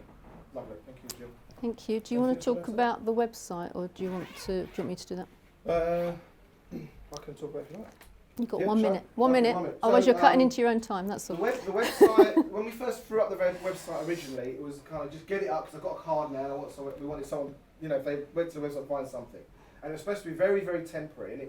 Anyway, long story short, the new website, shall I leave? No. Don't have to go. At the moment, the front page of the website is aimed at generating business opportunities. And it's aimed at 3 sectors: growing businesses, plateauing businesses, and people who want to exit their business, so I sell it. From there, they can get in touch, blah, blah. There's seminars and events on the website, but that's the main thing. The other big news is the new motion graphics video that Angela Makepeace and myself put together, explaining BeCollaboration. Like, you know what, there's all these great people can help you in your business. And we use the metaphor of the wall being your block, and these great people come together, find a solution, help you over the wall. Okay, that's on there as well. That's going to be going. That website is going to be promoted a lot more now. We're ready to kind of start bringing opportunities to the table, as opposed to our main focus up until now was get some people in the room. So now we're going to kind of build more opportunities. So please share that website if you know anybody that might be find it useful. It's live. Go wild. Go mad. And I would also like to, I nearly forgot, I've got a workshop going on next Thursday on the 30th. It's a follow-on from what I did last month. It's about communication, but we'll also be looking at some brand awareness as well, how to get more sales. And that's over in Dunmow, Essex for those people that haven't crossed the border. It's that way, sorry.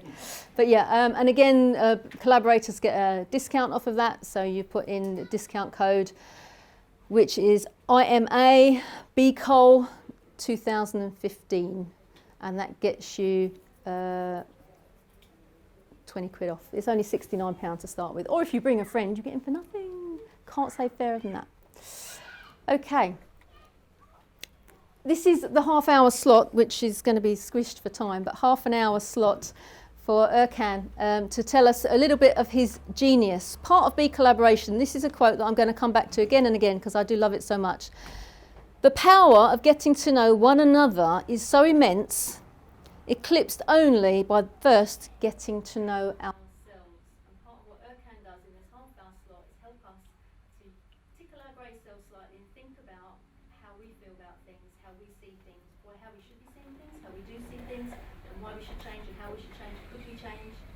So I'm going to hand over to my genius, let him take it away. Thank you. Thank you, Jill. Round of applause for Jill. There's a reason I'm closing the doors, because not just the noise.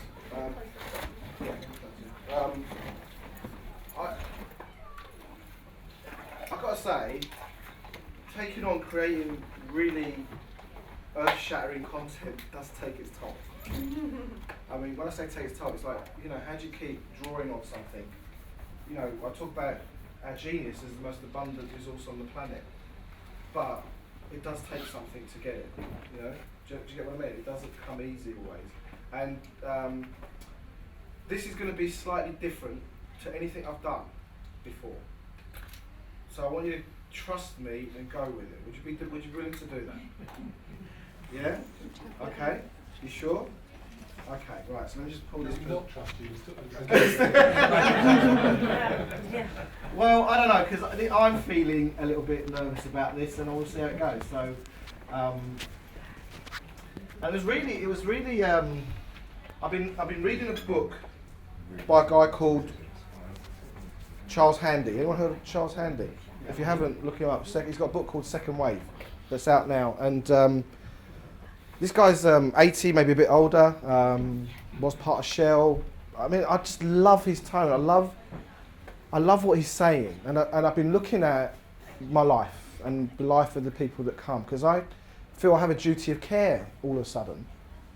But it's kind of been dawning on me lately because of the position of what me and Jill are putting ourselves out. I think it was Claudia who said when we read our vision and mission, you got both nuts on the table. No kidding.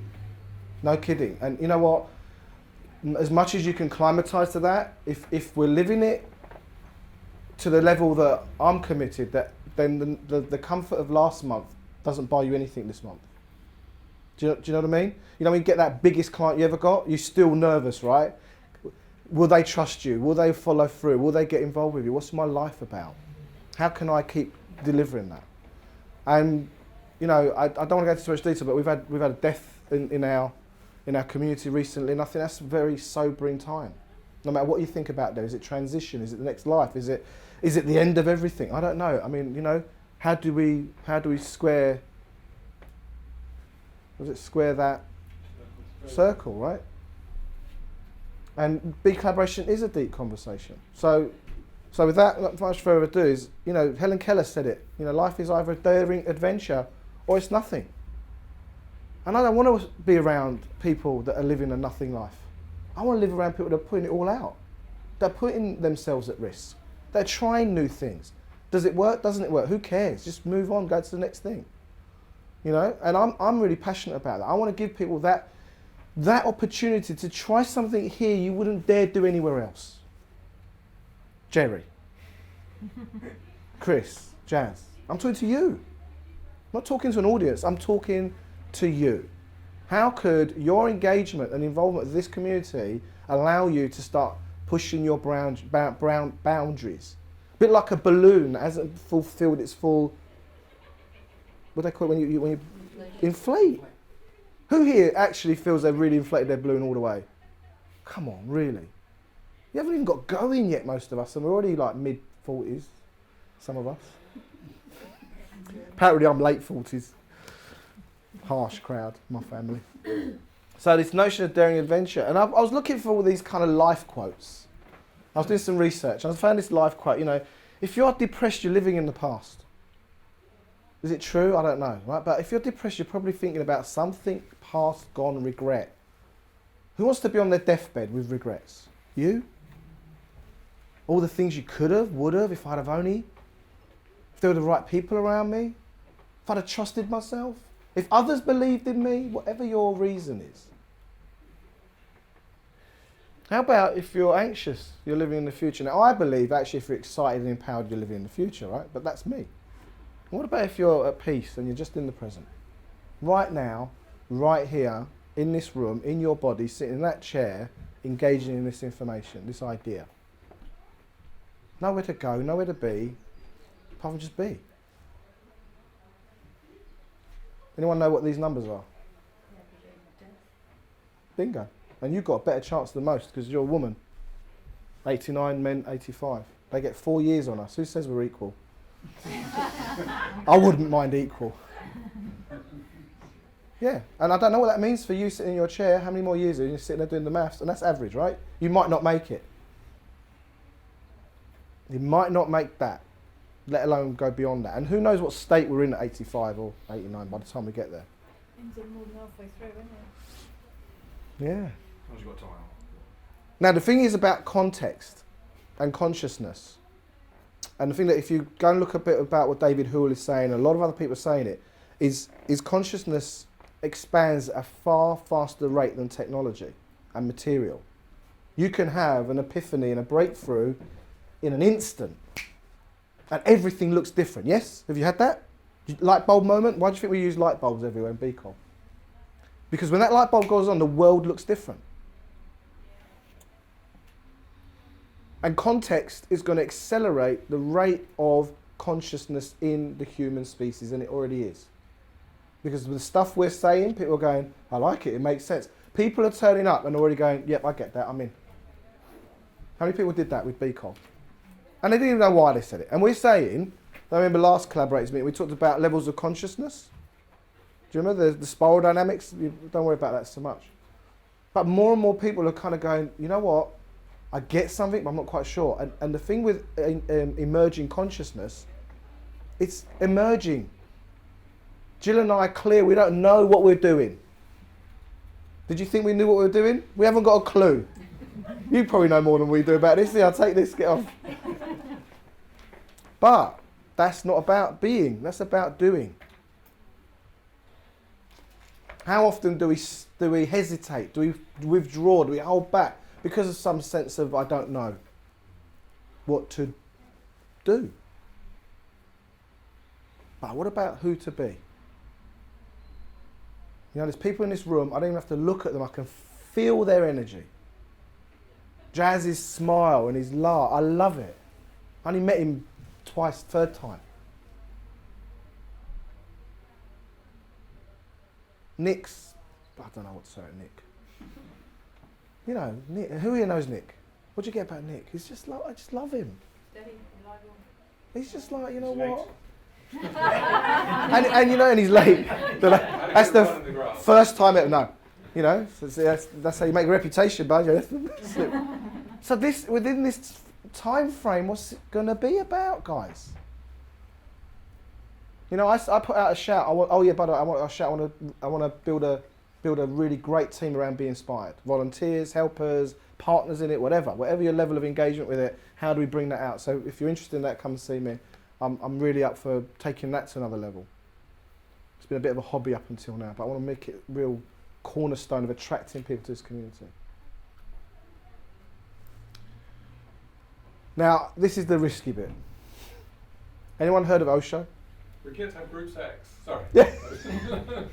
I've been wanting to show this video for a long time. All right, so I'm going to show it, and I just invite you to just indulge in it and enjoy it. Okay.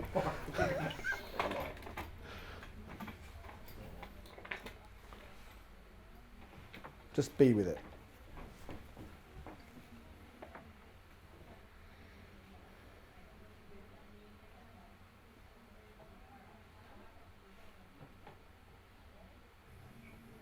The problem is, if God is dead, then you lose the most important word in your language, and you will need a substitute. And God was one end, one extreme. And when one extreme disappears from your mental vision, the necessary and inevitable is that you will fall to the other extreme. And that's what has happened, Milarepa.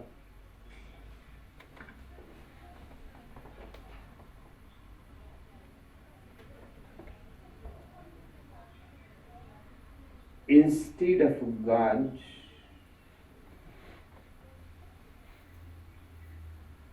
fuck has become the most important word in our language.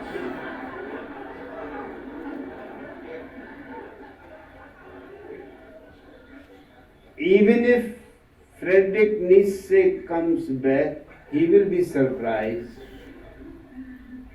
and he will try to resuscitate somehow the dead God back, because this is stupid. But you will need a whole report on it, a whole research.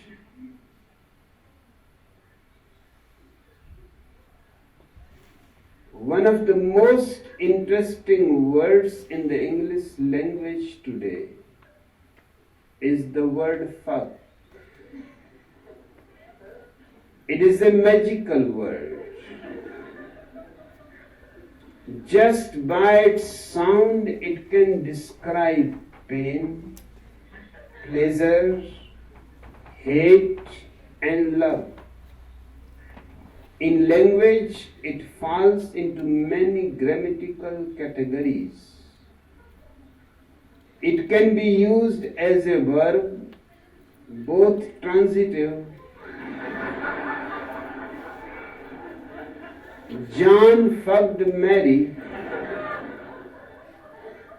and intransitive, Mary was fucked by John. And as a noun, Mary is a fine fuck. It can be used as an adjective. Mary is fucking beautiful. As you can see, there are not many words with the versatility of fuck. Besides the sexual meaning, there are also the following uses.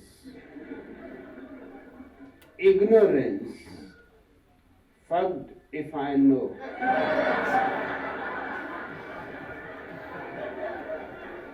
Trouble, I guess I'm fucked now. Fraud, I got fucked at the used car lot. Aggression, fuck you.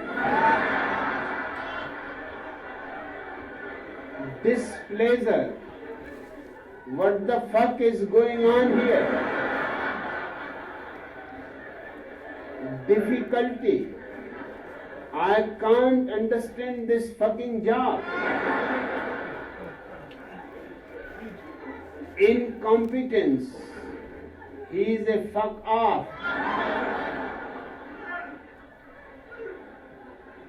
Suspicion, what the fuck are you doing? Enjoyment, I had a fucking good time. Request, get the fuck out of here. Hostility, I'm going to knock your fucking head off. Greeting. How the fuck are you? Apathy. Who gives a fuck? Innovation. Get a bigger fucking hammer. Surprise. Fuck. You scared the shit out of me. Anxiety. Today is really fucked. And it is very healthy too. If every morning you do it as a transcendental meditation, just when you get up, first thing, repeat the mantra, fuck you 5 times. It clears your throat too.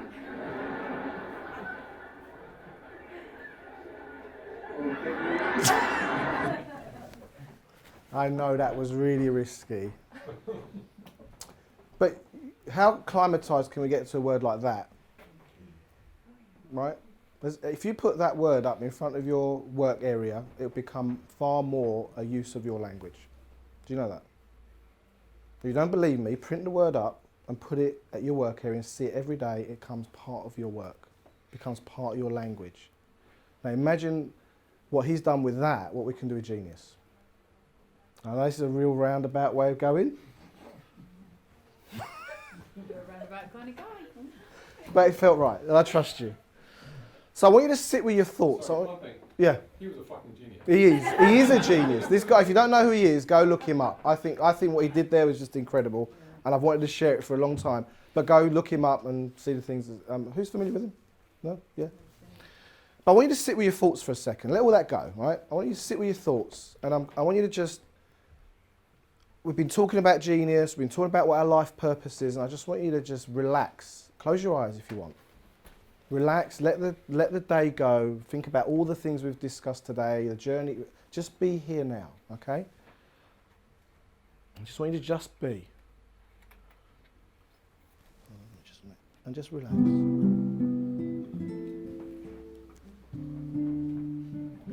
And just think something will come to you about your life, about what's next, what's possible.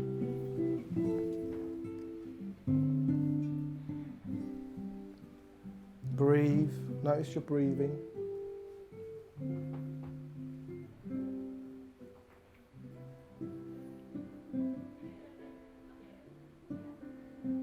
Breathe in.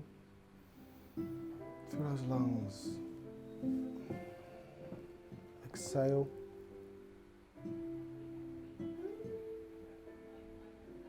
Just let something come. Don't resist.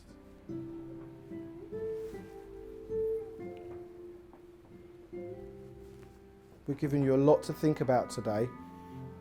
And some of you here thinking, how do I get it right? How do I make this work? Let that go.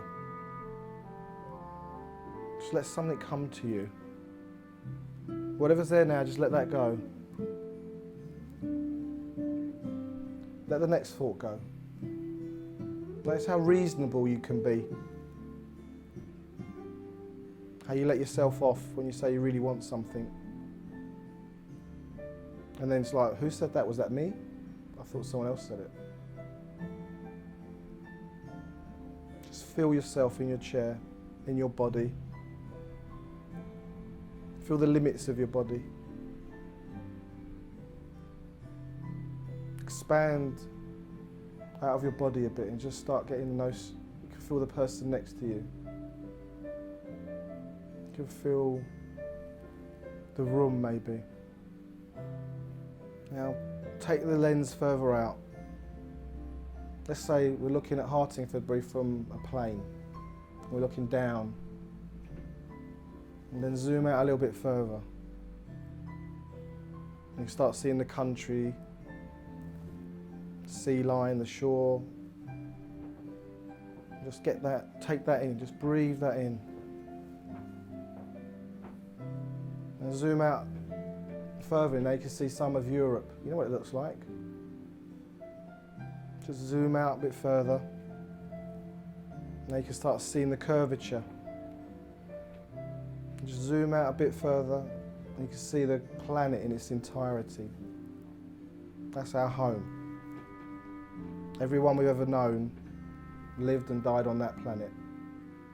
And we're all connected. Notice there's no lines, demarcations, this country, that country. It's just a load of land mass and some water.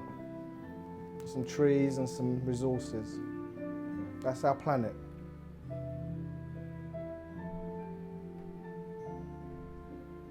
Okay, so just take a good look at it. Look how blue the water is. Look how white the clouds are. How amazing. Think of all the ecosystem, all the animals and all the species and all the plant life we share this planet with. You see, there's enough, isn't there? More than enough. Just look at that planet. Now bring yourself back in slowly. Back into the country, back into Europe, back into England. Zoom in a bit more. You're just above the hotel now, having a look. And now just gently sit back in your chair and feel that body where you feel you exist. That's it, come back. Back into the room, back with us. What are you thinking? What are you seeing? Let it come. No matter how big it is, just trust your intuition. Let it go. And breathe. It's all okay, right? It's okay. It's going to be fine.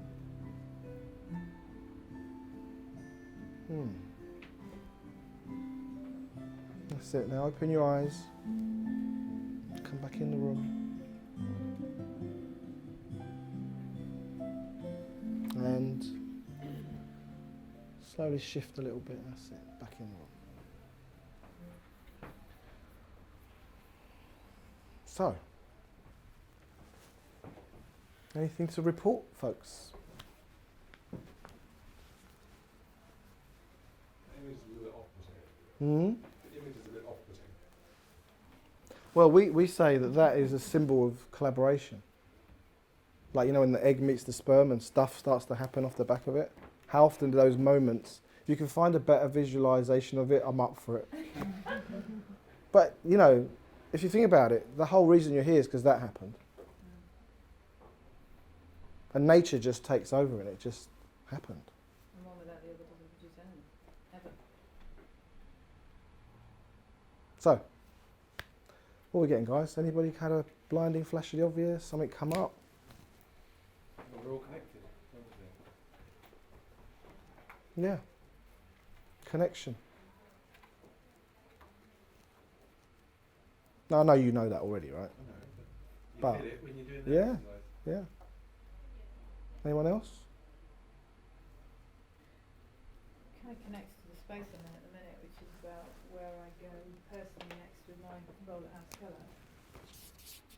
And I've never wanted the limelight. But in that big picture, does it matter? Because it's not about me. And what am I prepared to stand up and... Can you all hear Jackie, by the way? So Jackie's saying, like, she's always like, don't want to be the limelight, but then the big picture. Doesn't matter. Because it's not about me. So that opens something up for you? Yeah. Yeah. Like I say, it's the path I'm on right now, but just further more. Further down that path? Yeah. Okay, God, I love it. I left them stunned with silence. Listen, that was it. So that was risky for me, and I tried it. See what you get from it. And what we're going to do to wrap up, Jill, what we've got left to say? That's about it, really. Thank you for coming. For those of you that were here on the introduction, Thank you for that. For those of you that were on the interview, you stung them into silence.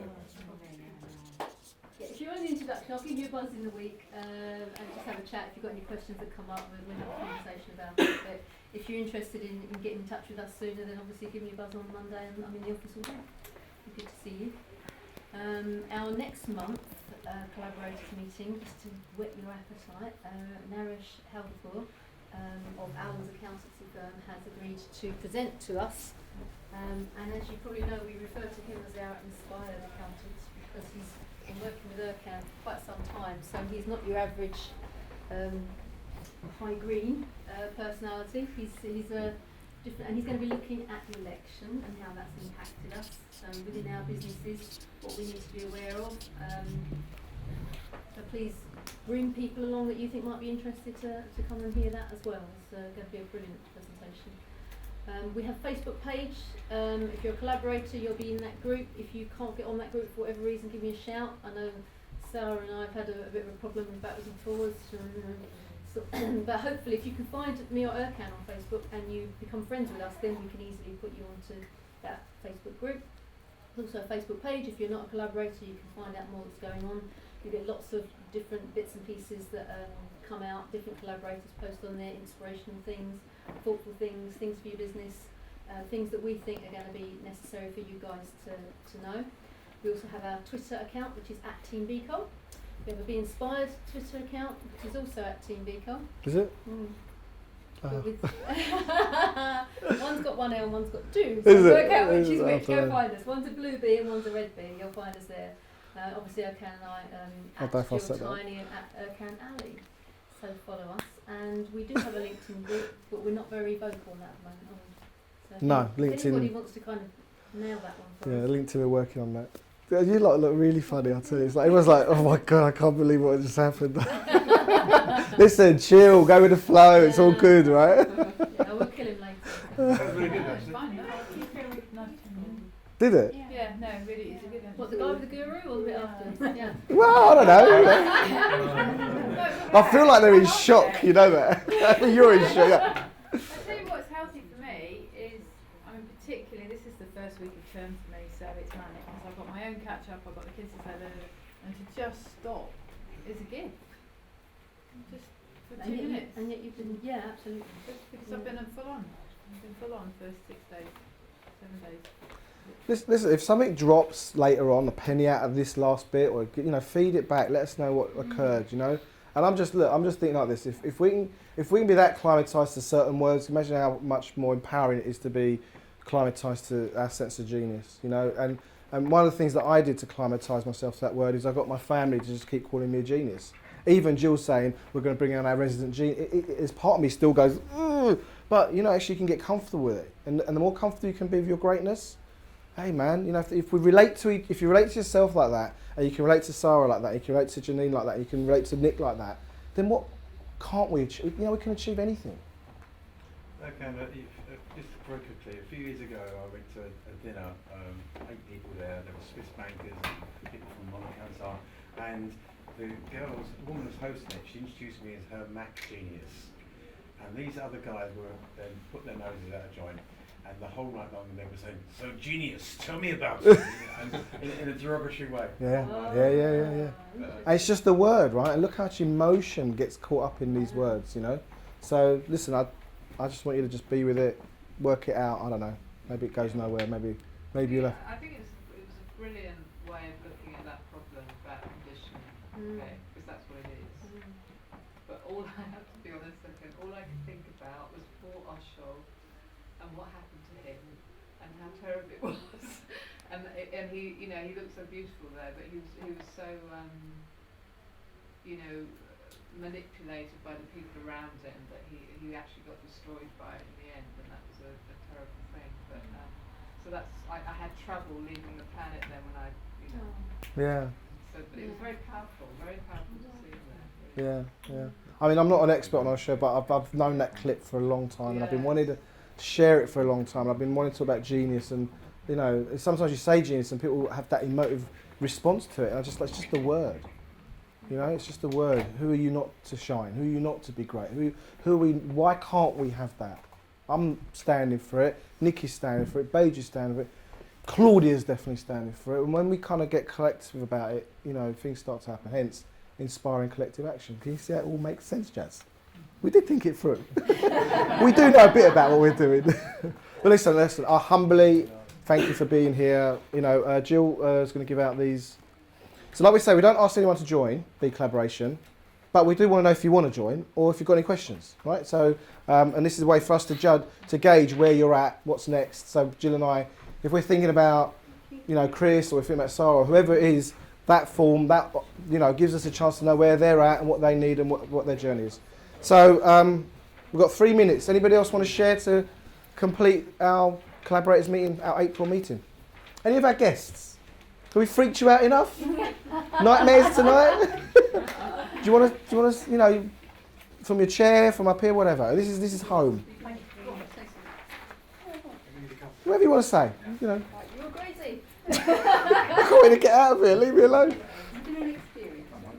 I've thoroughly enjoyed it. You thoroughly enjoyed it. Fantastic. Thank you. Anyone else that maybe hasn't had a chance to say anything? Jerry, would you like to say anything, or you okay? It's been a few years. Good. Confusion is a good state. Yeah. Anyone else? I'd like to say it'll all become clear tomorrow, but it won't. I've worked with Jerry a little while. He's still confused. So, anybody else would like to? We've got a couple of minutes left. Nick. After your meditation exercise, if you can share with the person next to them, it might help them come into the room. Brilliant. And articulate what. Brilliant. Right. Why don't we give the last 2-3 minutes, then we'll close up with the person next to you. Just share what you're getting from just being here today, maybe from the exercise, whatever it is you need to say, and then we'll come back in a couple of minutes and we'll close the meeting. Okay? So go, 2 minutes. With the person next to you. Ladies and gentlemen, just to remind you, just to let you know, did anybody like the music? 'Cause if you liked it, the music is written by our elder Jeremy Willich, our older advisor. We're trying to find a head honcho. He likes the word God, but he's not. And I know you're watching this, Jeremy. It's Jeremy's music. Part of what I see is his genius. He's got 2 albums. One's called Letting Go, and I can't remember what the new one's called. But if you look him up on iTunes, you can download it, and the album's there. And this track that I played is called Dream On, I think, if I'm right. I thought it was due in the corner with guitar. I thought Let It Go was great and Frozen. Let it go.